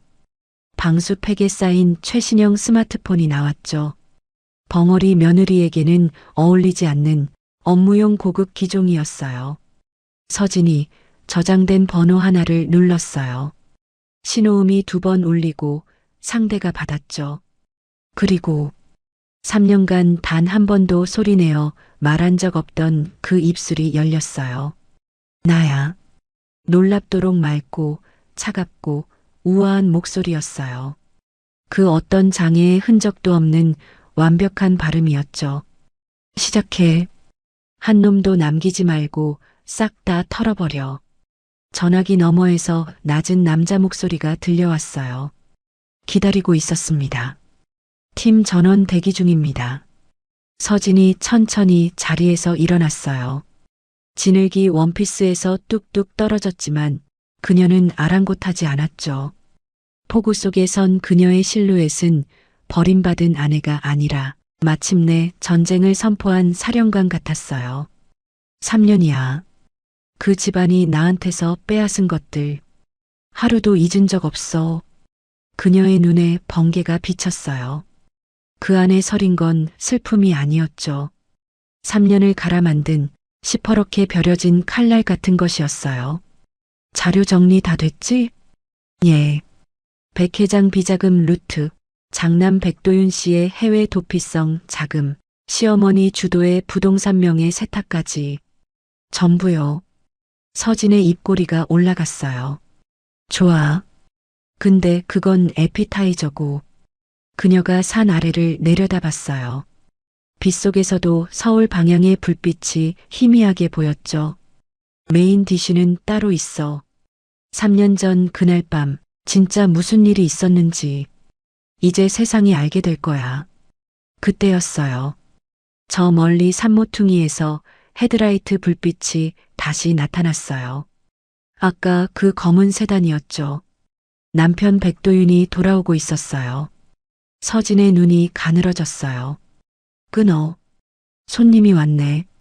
그녀가 전화를 끊고 휴대폰을 재빨리 품에 감췄어요. 그리고 순식간에 아까의 서늘한 눈빛이 사라졌죠. 대신 겁에 질리고 지치고 절망한 벙어리 아내의 얼굴이 돌아왔어요. 서진이 다시 진흙탕에 주저앉았어요. 세단이 가까워지고 있었죠. 차 안에서 도윤의 목소리가 들려왔어요. 창문을 내리며 짜증 섞인 어조로 말했죠. 야, 결혼할 때 예물로 해준 다이아 목걸이. 내 거라고 착각하지 마. 어머니가 가져오래. 서진이 고개를 들었어요. 눈물과 빗물이 뒤섞인 얼굴로 천천히 목 뒤로 손을 가져갔죠. 떨리는 손으로 목걸이를 풀어 내밀었어요. 도윤이 차에서 내리지도 않고 목걸이를 낚아챘어요. 이번엔 진짜 안녕이야. 차가 다시 출발했어요. 이번에는 속도를 더 내서 순식간에 어둠 속으로 사라졌죠. 서진은 그 테일라이트가 완전히 보이지 않을 때까지 기다렸어요. 그리고 다시 천천히 일어났죠. 그녀의 입술이 빗속에서 움직였어요. 소리 없이 하지만 뚜렷하게. 그래, 가져가. 다 가져가. 그녀의 눈이 차갑게 빛났어요. 어차피 전부 토해내게 될 테니까. 검은 세단의 테일라이트가 산모퉁이를 돌아 완전히 사라졌어요. 그제야 산길 반대편 숲 사이에서 움직임이 있었죠. 라이트를 끈 채 대기하던 검은 SUV 한 대가 소리 없이 다가왔어요. 도윤이 되돌아오는지 확인하기 위해 일부러 기다린 거였죠. 차가 서진 앞에 멈춰서자 운전석에서 중년 남자가 내렸어요. 검은 정장에 단정한 헤어스타일. 한쪽 귀에는 무선 이어피스가 꽂혀 있었죠. 그가 우산을 펼쳐 서진의 머리 위를 덮으며 허리를 깊이 숙였어요. 대표님, 고생 많으셨습니다. 서진의 입꼬리가 살짝 올라갔어요. 아까까지 진흙 속에서 애원하던 벙어리 아내의 모습은 온데간데 없이 사라졌죠. 대신 그 자리엔 부하의 예우를 당연하게 받아들이는 한 사람의 수장이 서 있었어요. 한 팀장, 차에 내가 시킨 것 있지? 예, 준비해뒀습니다. 서진이 SUV 뒷좌석에 올라탔어요. 한 팀장이 무릎 담요와 따뜻한 타월을 건넸죠. 차 안에는 이미 실크 수트 한 벌과 메이크업 파우치, 그리고 최신형 태블릿 PC가 놓여 있었어요. 차가 출발했어요. 서진은 젖은 옷을 갈아입고 흐트러진 머리카락을 정돈했죠. 잠시 후 차 안에는 전혀 다른 사람이 앉아 있었어요. 검은 실크 재킷, 날카롭게 빗어넘긴 머리, 그리고 무엇보다 모든 것을 꿰뚫어 보는 듯한 서늘한 눈빛. 3년간 백씨 가문의 벙어리 며느리로 살았던 여자는 사라지고 세진그룹 실소유주 윤서진이 돌아와 있었어요. 서진이 태블릿을 켜자 여러 개의 화면이 동시에 떠올랐어요. 실시간 CCTV 영상들이었죠. 백씨 가문 본가의 거실, 복도, 안방, 그리고 도윤의 개인 서재까지. 웃긴 건 이 카메라들을 설치한 게 시어머니 본인이라는 거예요. 3년 전 며느리를 감시하겠다며 집 곳곳에 CCTV를 설치했거든요. 관리는 새로 들인 집사에게 맡겼죠. 본인이 직접 면접 보고 뽑은 충직한 사람이라고 자랑했어요. 하지만 그 집사는 처음부터 서진의 사람이었죠. 시어머니가 며느리를 감시하는 동안 그 영상은 고스란히 서진에게 전송되고 있었어요. 그들의 감시욕이 스스로 구멍을 만든 셈이었죠. 백도윤은 10분 전 자택 도착했습니다. 지금은 한 팀장이 말끝을 흐렸어요. 서진이 화면 하나를 확대하자 도윤의 침실이 보였죠. 그 안에는 도윤 혼자가 아니었어요. 긴 생머리에 붉은 원피스를 입은 젊은 여자가 도윤의 품에 안겨 있었죠. 내 연녀 정유라. 서진의 표정은 변하지 않았어요. 오히려 재미있다는 듯 입꼬리가 살짝 올라갔죠. 화면 속에서 도윤이 서진에게서 빼앗은 다이아 목걸이를 유라의 목에 걸어주고 있었거든요. 서진이 창밖으로 시선을 돌렸어요. 빗줄기 너머로 서울의 불빛이 점점 가까워지고 있었죠.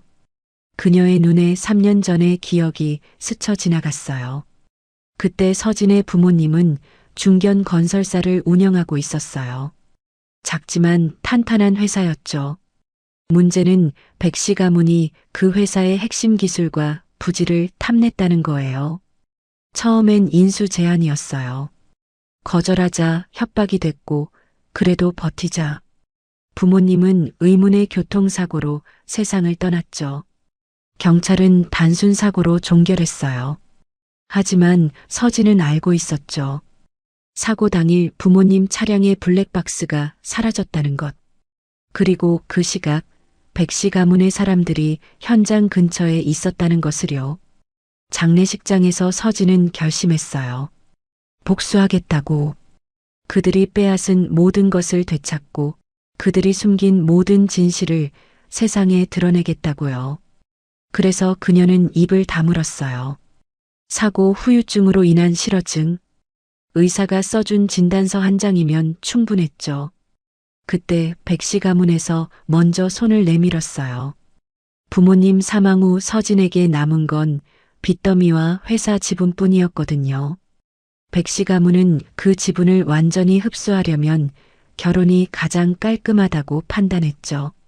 게다가 부모님 사고 충격으로 말을 잃은 여자라면 비밀을 누설할 수도 없으니 안전한 며느리감이었어요.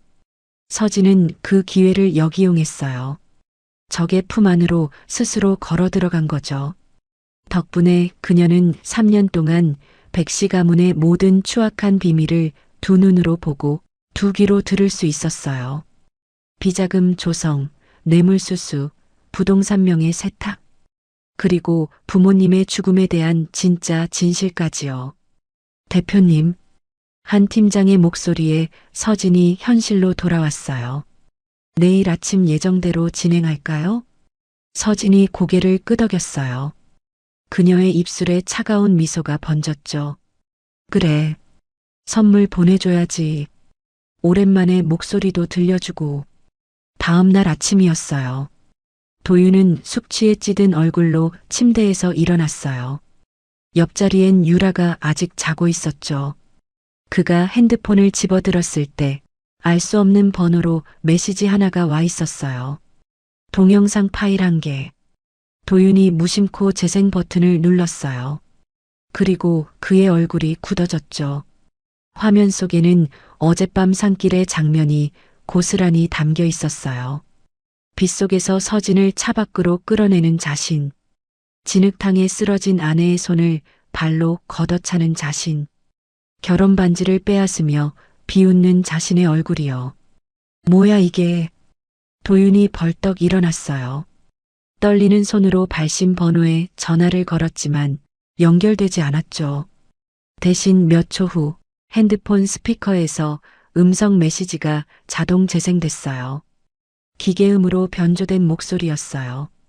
반지는 마음에 들어? 도윤의 숨이 멎었어요. 내가 지켜온 것들 하나씩 무너뜨려 줄게. 유라가 잠에서 깨어 도윤을 올려다봤어요. 하지만 그는 대답할 수 없었죠. 창백하게 질린 얼굴로 핸드폰만 움켜쥐고 있을 뿐이었어요.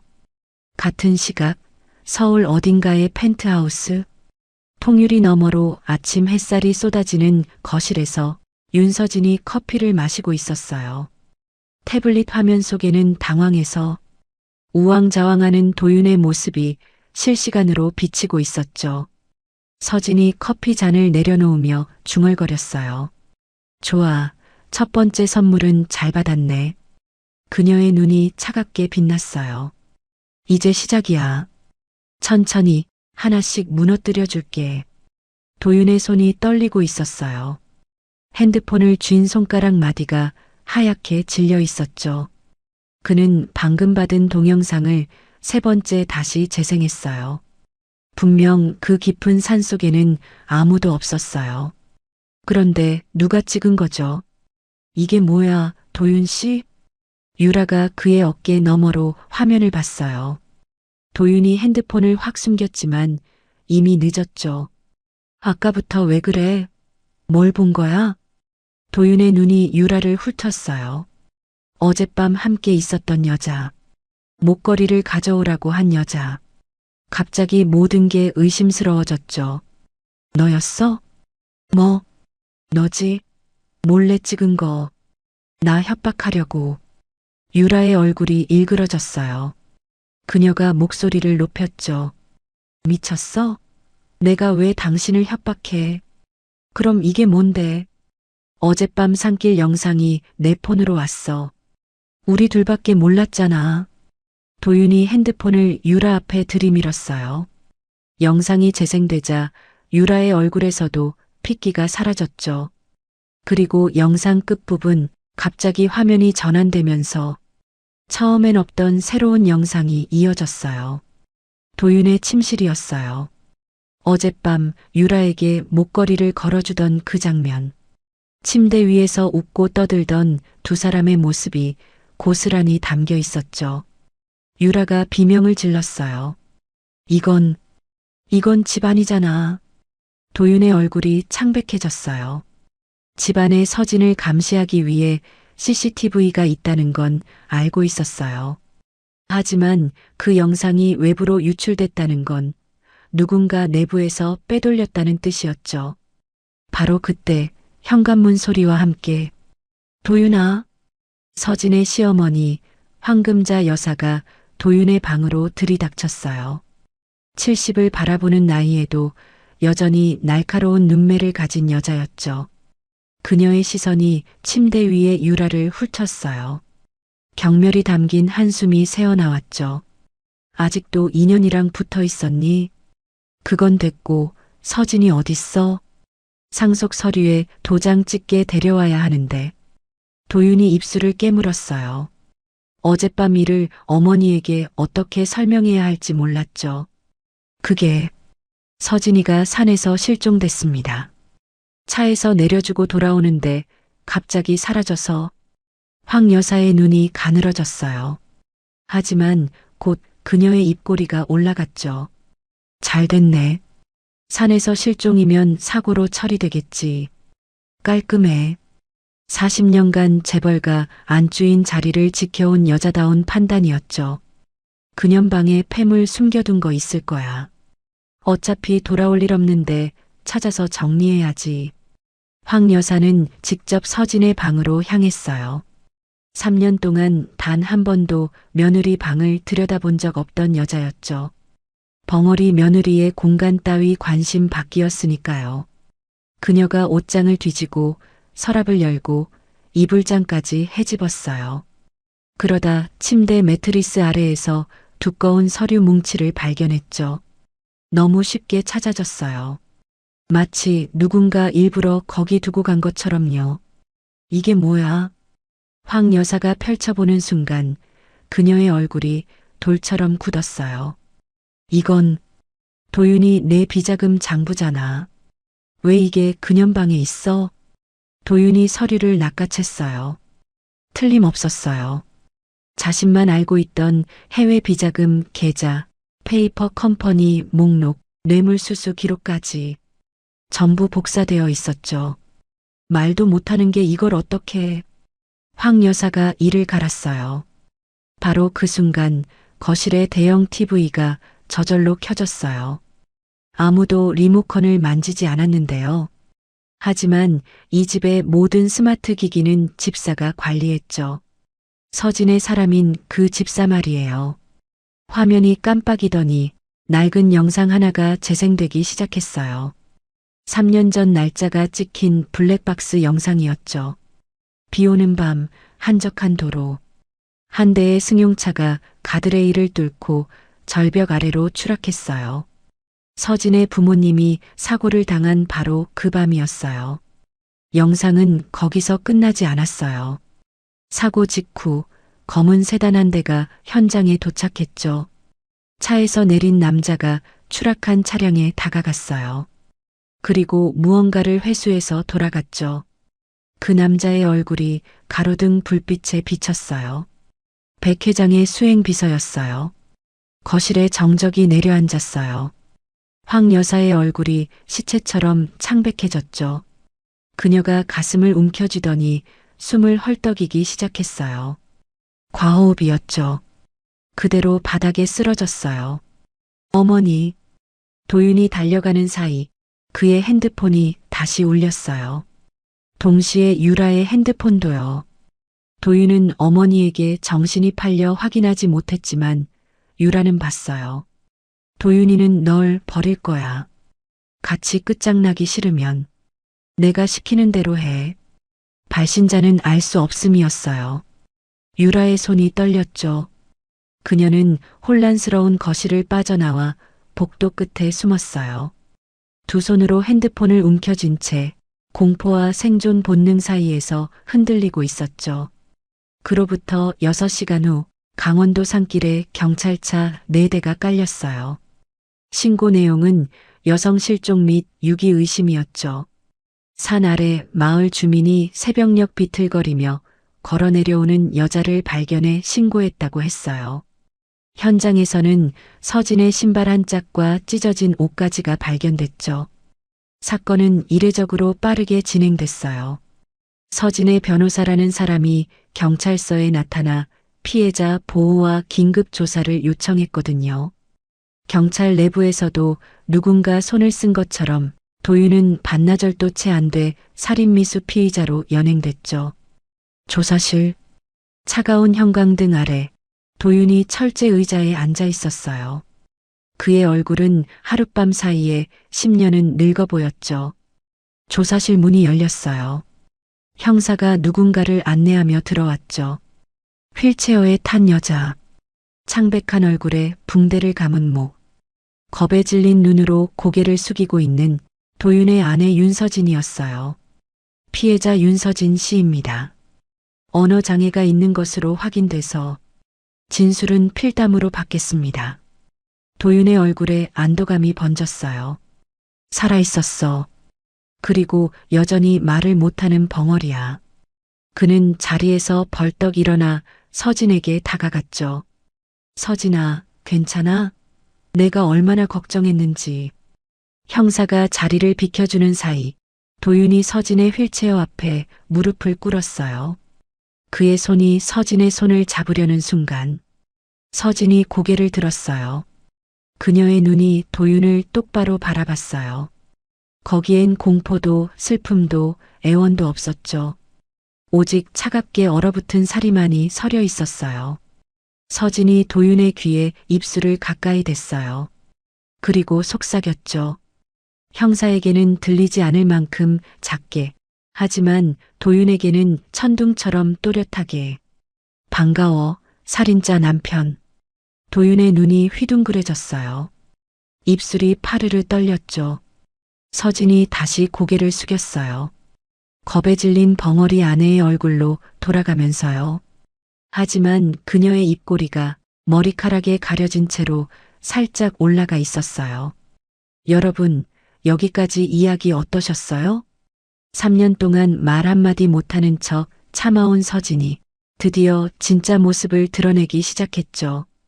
남편한테 버림받던 그 순간에도 웃고 있었던 서진의 눈빛 잊히지 않으시죠? 그런데 말이에요. 아직 진짜 복수는 시작도 안 했답니다. 과연 백씨 가문은 이 폭풍을 버텨낼 수 있을까요?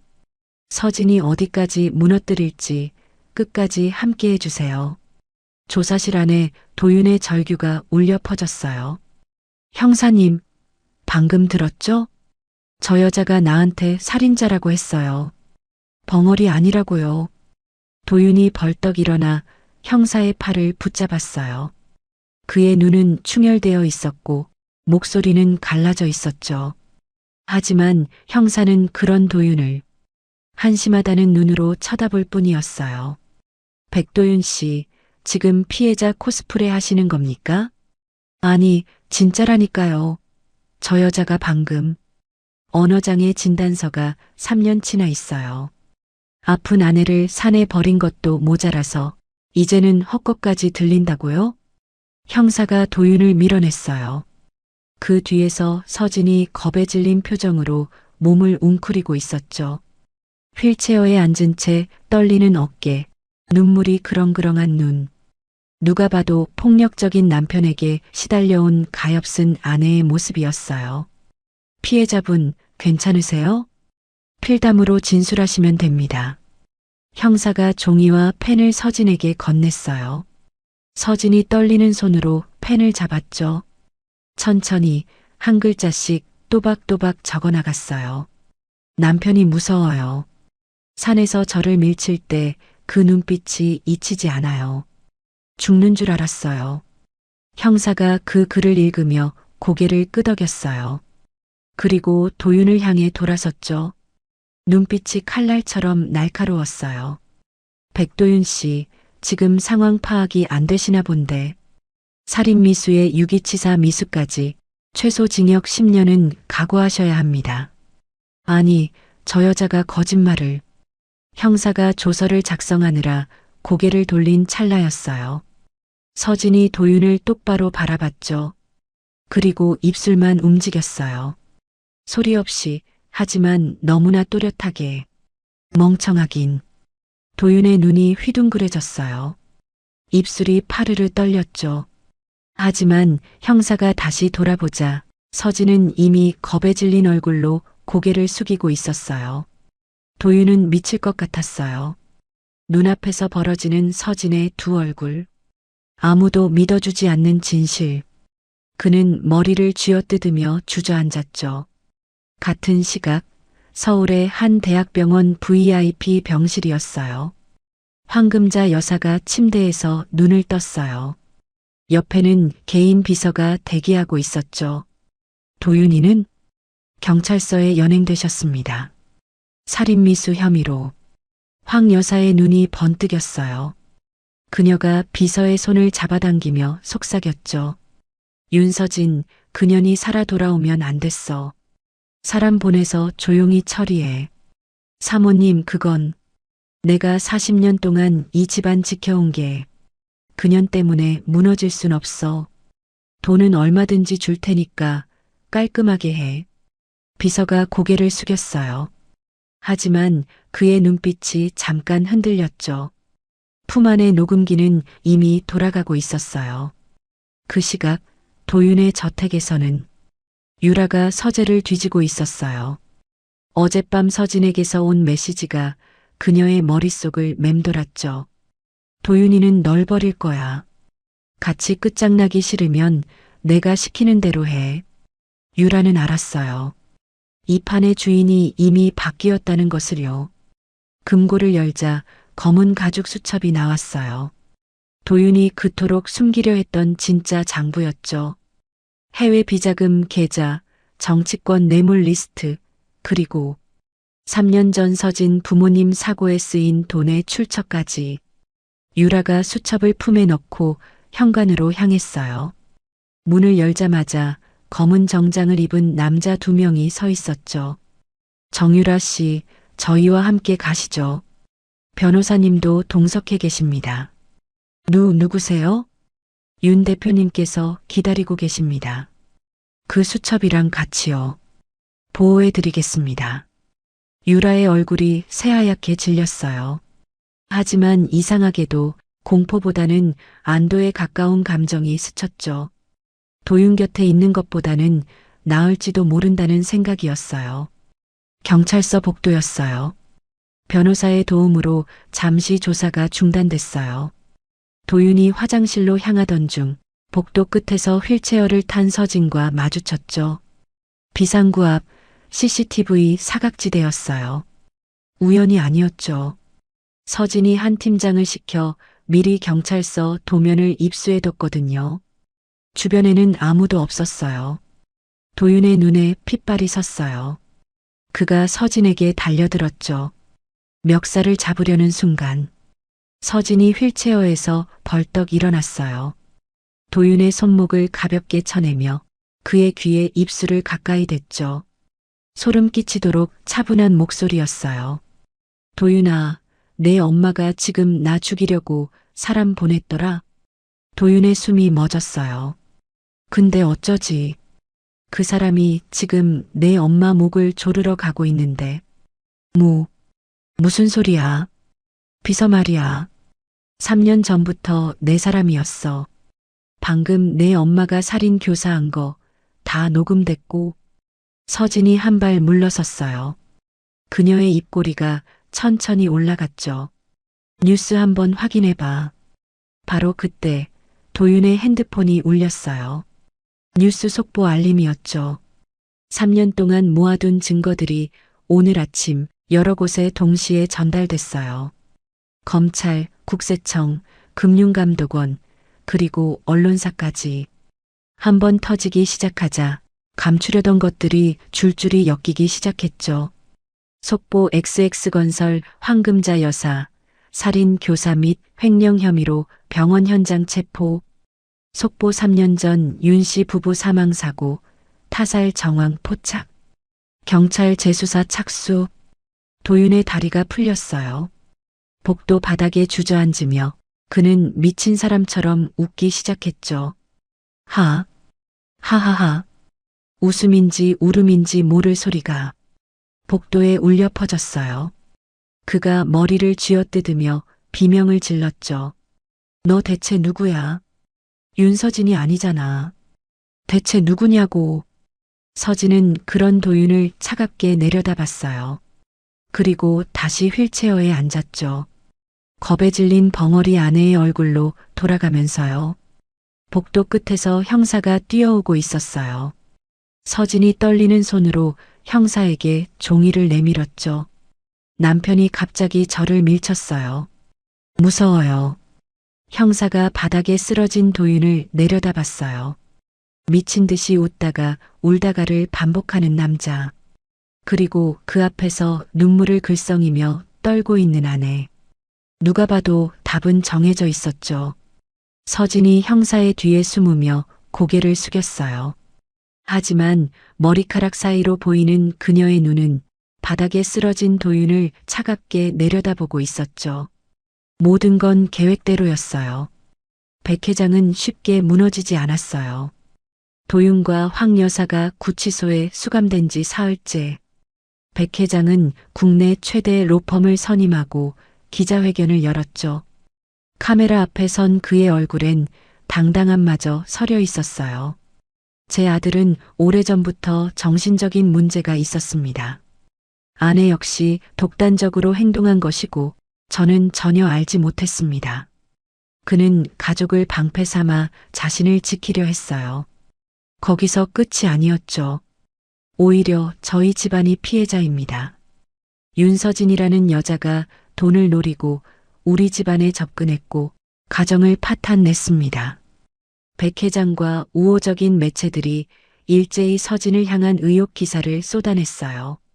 금전 목적의 결혼, 계획적 접근, 재벌가 노린 사기혼. 여론이 흔들리기 시작했죠. 40년 동안 재벌 총수 자리를 지켜온 남자의 반격은 만만치 않았어요. 하지만 서진은 이미 준비하고 있었죠. 백 회장 기자회견 이틀 후 서울 프레스센터 대회의장이었어요. 수십 대의 카메라가 단상을 향하고 있었죠. 기자들의 웅성거림이 가득한 가운데 무대 위로 한 여자가 올라왔어요. 정유라였죠. 백도윤의 내연녀가 왜 여기 있는 거지? 기자들의 눈이 휘둥그레졌어요. 유라의 손에는 두꺼운 서류 뭉치와 USB 하나가 들려 있었죠. 저는 백도윤 씨의 가까운 지인으로서 오늘 진실을 말씀드리러 왔습니다. 유라가 마이크를 잡았어요. 그녀의 목소리는 떨리고 있었지만 눈빛은 단단했죠. 이건 백 회장님 개인 금고에 보관되어 있던 장부입니다. 수사팀 입회하에 압수된 자료예요. 해외 비자금 계좌, 정치권 뇌물 리스트, 그리고 유라가 USB를 들어 보였어요. 3년 전 윤 씨 부부 사망 사고 당일 백 회장님이 수행비서에게 직접 내린 지시 녹취록입니다. 회의장이 술렁였어요. 유라가 버튼을 눌렀죠. 스피커에서 백 회장의 목소리가 흘러나왔어요. 깔끔하게 처리해. 블랙박스는 반드시 회수하고.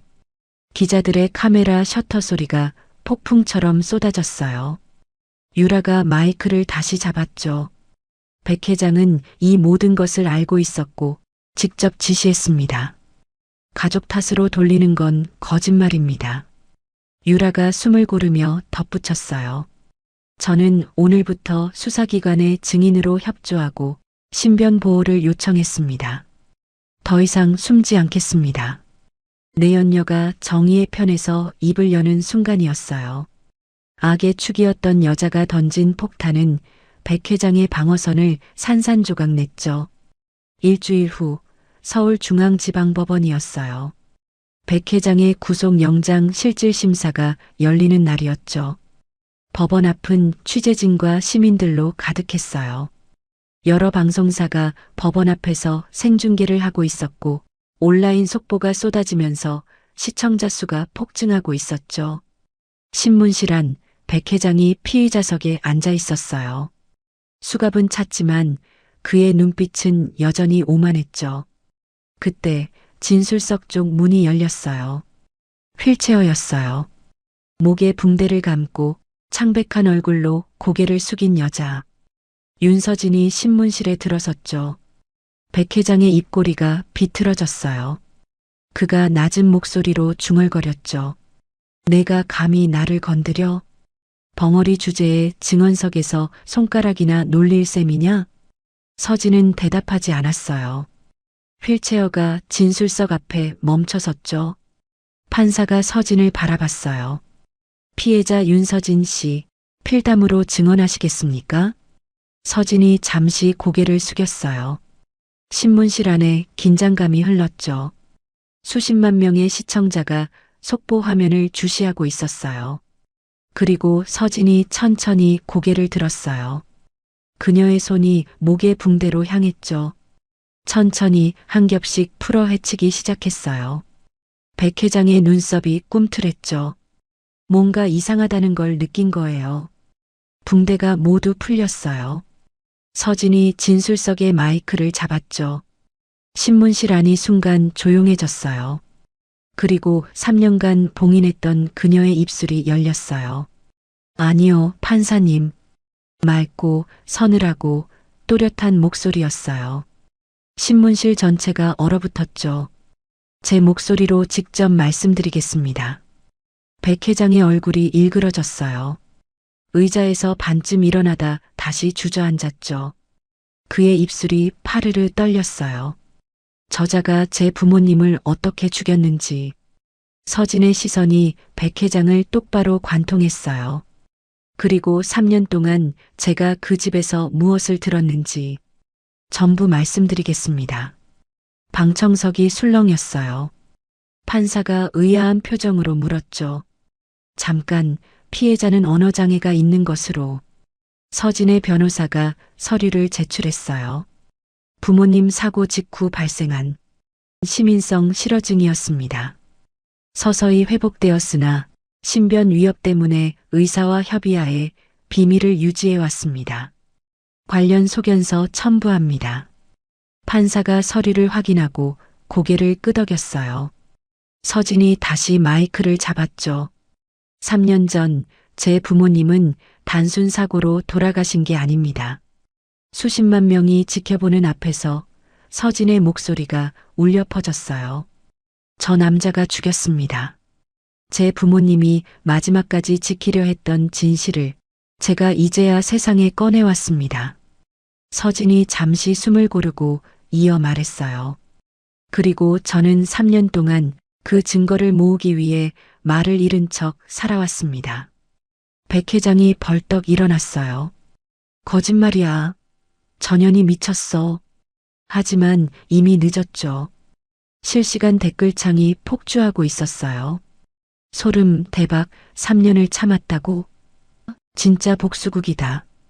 여론은 완전히 뒤집혔어요. 같은 시각, 구치소 TV 앞에서 도윤이 화면을 보고 있었어요. 아내의 목소리가 흘러나오고 있었죠. 그 맑고 서늘한 목소리가요. 도윤은 벽을 향해 미친 듯이 주먹을 내리쳤어요. 몇 번을 쳐도 아무것도 바뀌지 않았죠. 서진이 마지막으로 말했어요. 엄마, 아빠, 이제 말할 수 있게 됐어요. 그녀의 눈에서 눈물 한 방울이 흘러내렸어요. 하지만 입술은 단단히 다물려 있었죠. 3년간의 침묵이 마침내 끝났어요. 백 회장에게 징역 25년이 선고됐어요. 살인교사, 증거인멸, 횡령, 뇌물수수. 죄목이 줄줄이 이어졌죠. 재판장이 판결문을 읽는 동안 백 회장은 고개조차 들지 못했어요. 40년간 재계를 호령하던 남자의 최후치고는 너무나 초라했죠. 판결과 함께 백씨 집안의 전 재산에 대한 몰수와 추징이 시작됐어요. 강남의 화려했던 저택은 압류 딱지로 도배됐죠. 가구 하나, 그림 하나까지 모조리 경매에 넘어갔어요. 도윤은 구치소 독방에 갇혔어요. 밤마다 서진의 목소리가 환청처럼 들렸거든요. 반가워, 살인자 남편 그 말이 귓가에 맴돌 때마다 그는 비명을 질렀죠. 결국 정신과 치료를 받아야 했어요. 3년간 벙어리 아내를 무시했던 남자가 이제는 그 목소리에서 벗어나지 못하고 있었죠. 그들이 그토록 지키려 했던 이름과 부가 모래성처럼 무너져 내렸어요. 유라는 증인 협조의 대가로 집행유예를 선고받았어요. 법원을 나서는 그녀의 손에는 작은 봉투 하나가 들려 있었죠. 서진이 보낸 거였어요. 봉투를 열자 서류 한 장이 나왔어요. 유라가 기대했던 보석도 현금도 아니었죠. 서울 외곽의 작은 반찬 가게 계약서였어요. 그리고 메모 한 장. 화려한 가짜 말고 내 손으로 읽어낸 진짜 삶을 살아봐. 윤서진. 유라의 눈에 눈물이 고였어요. 그건 가장 잔인하면서도 어쩌면 유일한 구원이었죠. 재벌가의 내연녀로 살았던 여자에게 서진은 새로운 시작을 던져준 거였어요. 일주일 후 맑은 가을 하늘 아래였어요. 서울 근교의 한적한 공원묘지. 윤 씨 부부의 묘비 앞에 한 여자가 서 있었죠. 검은색 수트를 완벽하게 차려입은 여자. 윤서진이었어요. 법정에서도 경찰서에서도 그녀는 늘 가장 약한 척했어요. 그래야 적들이 방심하니까요. 3년간의 모든 것이 처음부터 끝까지 계산된 전략이었어요. 서진이 묘비 앞에 무릎을 꿇었어요. 그녀의 손이 차가운 대리석을 쓰다듬었죠. 엄마, 아빠. 더 이상 서늘하지 않았죠. 떨리고 따뜻하고 그리운 목소리였어요. 다 끝났어. 그 사람들, 이제 다 감옥에 있어. 나 이제 안 울어. 아빠가 싫어했잖아. 내가 우는 거. 서진의 눈에서 눈물이 흘러내렸어요. 하지만 그녀는 웃고 있었죠. 근데 오늘은 좀 울어도 되지? 묘비 앞에서 그녀는 한참을 울었어요. 3년간 참았던 눈물이었죠. 복수를 위해 삼켜야 했던 슬픔, 분노, 그리움이 한꺼번에 쏟아져 나왔어요. 울음이 그치고 서진이 자리에서 일어났어요. 그리고 부모님께 깊이 절을 올렸죠. 엄마, 아빠, 이제 나 잘 살게. 지켜봐줘. 6개월 후 서울 한복판의 대형 컨벤션 센터였어요. 세진그룹 신임 회장 취임식 및 윤서진 재단 설립 기념식. 수백 명의 기자와 하객이 자리를 채웠어요. 무대 위 대형 스크린에는 재단의 목표가 떠 있었죠. 범죄 피해자 지원, 소외계층 법률 구조, 사회적 약자를 위한 목소리. 서진이 단상에 올랐어요. 카메라 플래시가 터졌죠. 당당하고 아름다운 한 사람의 기업인이 거기 서 있었어요. 서진이 마이크를 잡았어요. 3년 전 저는 목소리를 잃었습니다. 객석이 조용해졌어요. 정확히 말하면 스스로 버렸습니다. 진실을 찾기 위해서요. 그녀의 눈이 카메라를 똑바로 바라봤어요. 하지만 그 침묵의 시간 동안 저는 배웠습니다. 세상에는 말하고 싶어도 말할 수 없는 사람들이 있다는 것을요. 증거가 없어서, 돈이 없어서, 힘이 없어서, 진실을 가슴에 묻고 살아가는 사람들이요. 서진의 목소리가 단단해졌어요. 윤서진 재단은 그런 분들의 목소리가 되겠습니다. 낮은 곳의 진실이 세상에 닿을 수 있도록 제가 다리가 되겠습니다. 그녀가 마지막으로 말했어요. 제 이름은 윤서진입니다. 3년간 침묵했지만 이제는 말할 수 있습니다. 여러분의 이야기를 들려주세요. 제가 함께 말하겠습니다. 객석에서 박수가 터져 나왔어요. 서진이 미소를 지었죠. 3년간의 복수가 끝나고 윤서진의 새로운 이야기가 시작되고 있었습니다. 여러분, 오늘 이야기 어떠셨어요? 3년 동안 말 한마디 못하는 척 참아온 서진이의 마음이 얼마나 아팠을까요? 부모님을 잃은 슬픔도 남편에게 버림받는 모욕도 전부 삼키면서 오직 복수만을 위해 살아왔잖아요. 그런데 서진이가 정말 대단한 건 복수에서 끝나지 않았다는 거예요. 자신처럼 말 못하는 사람들을 위한 재단을 만들었잖아요. 침묵의 시간은 끝이 아니라 더 강해지기 위한 준비였던 거죠. 여러분께도 오늘 이 이야기가 작은 위로가 되었으면 좋겠어요. 구독과 좋아요로 응원해 주시면 더 좋은 이야기로 찾아올게요. 끝까지 함께 해주셔서 감사합니다.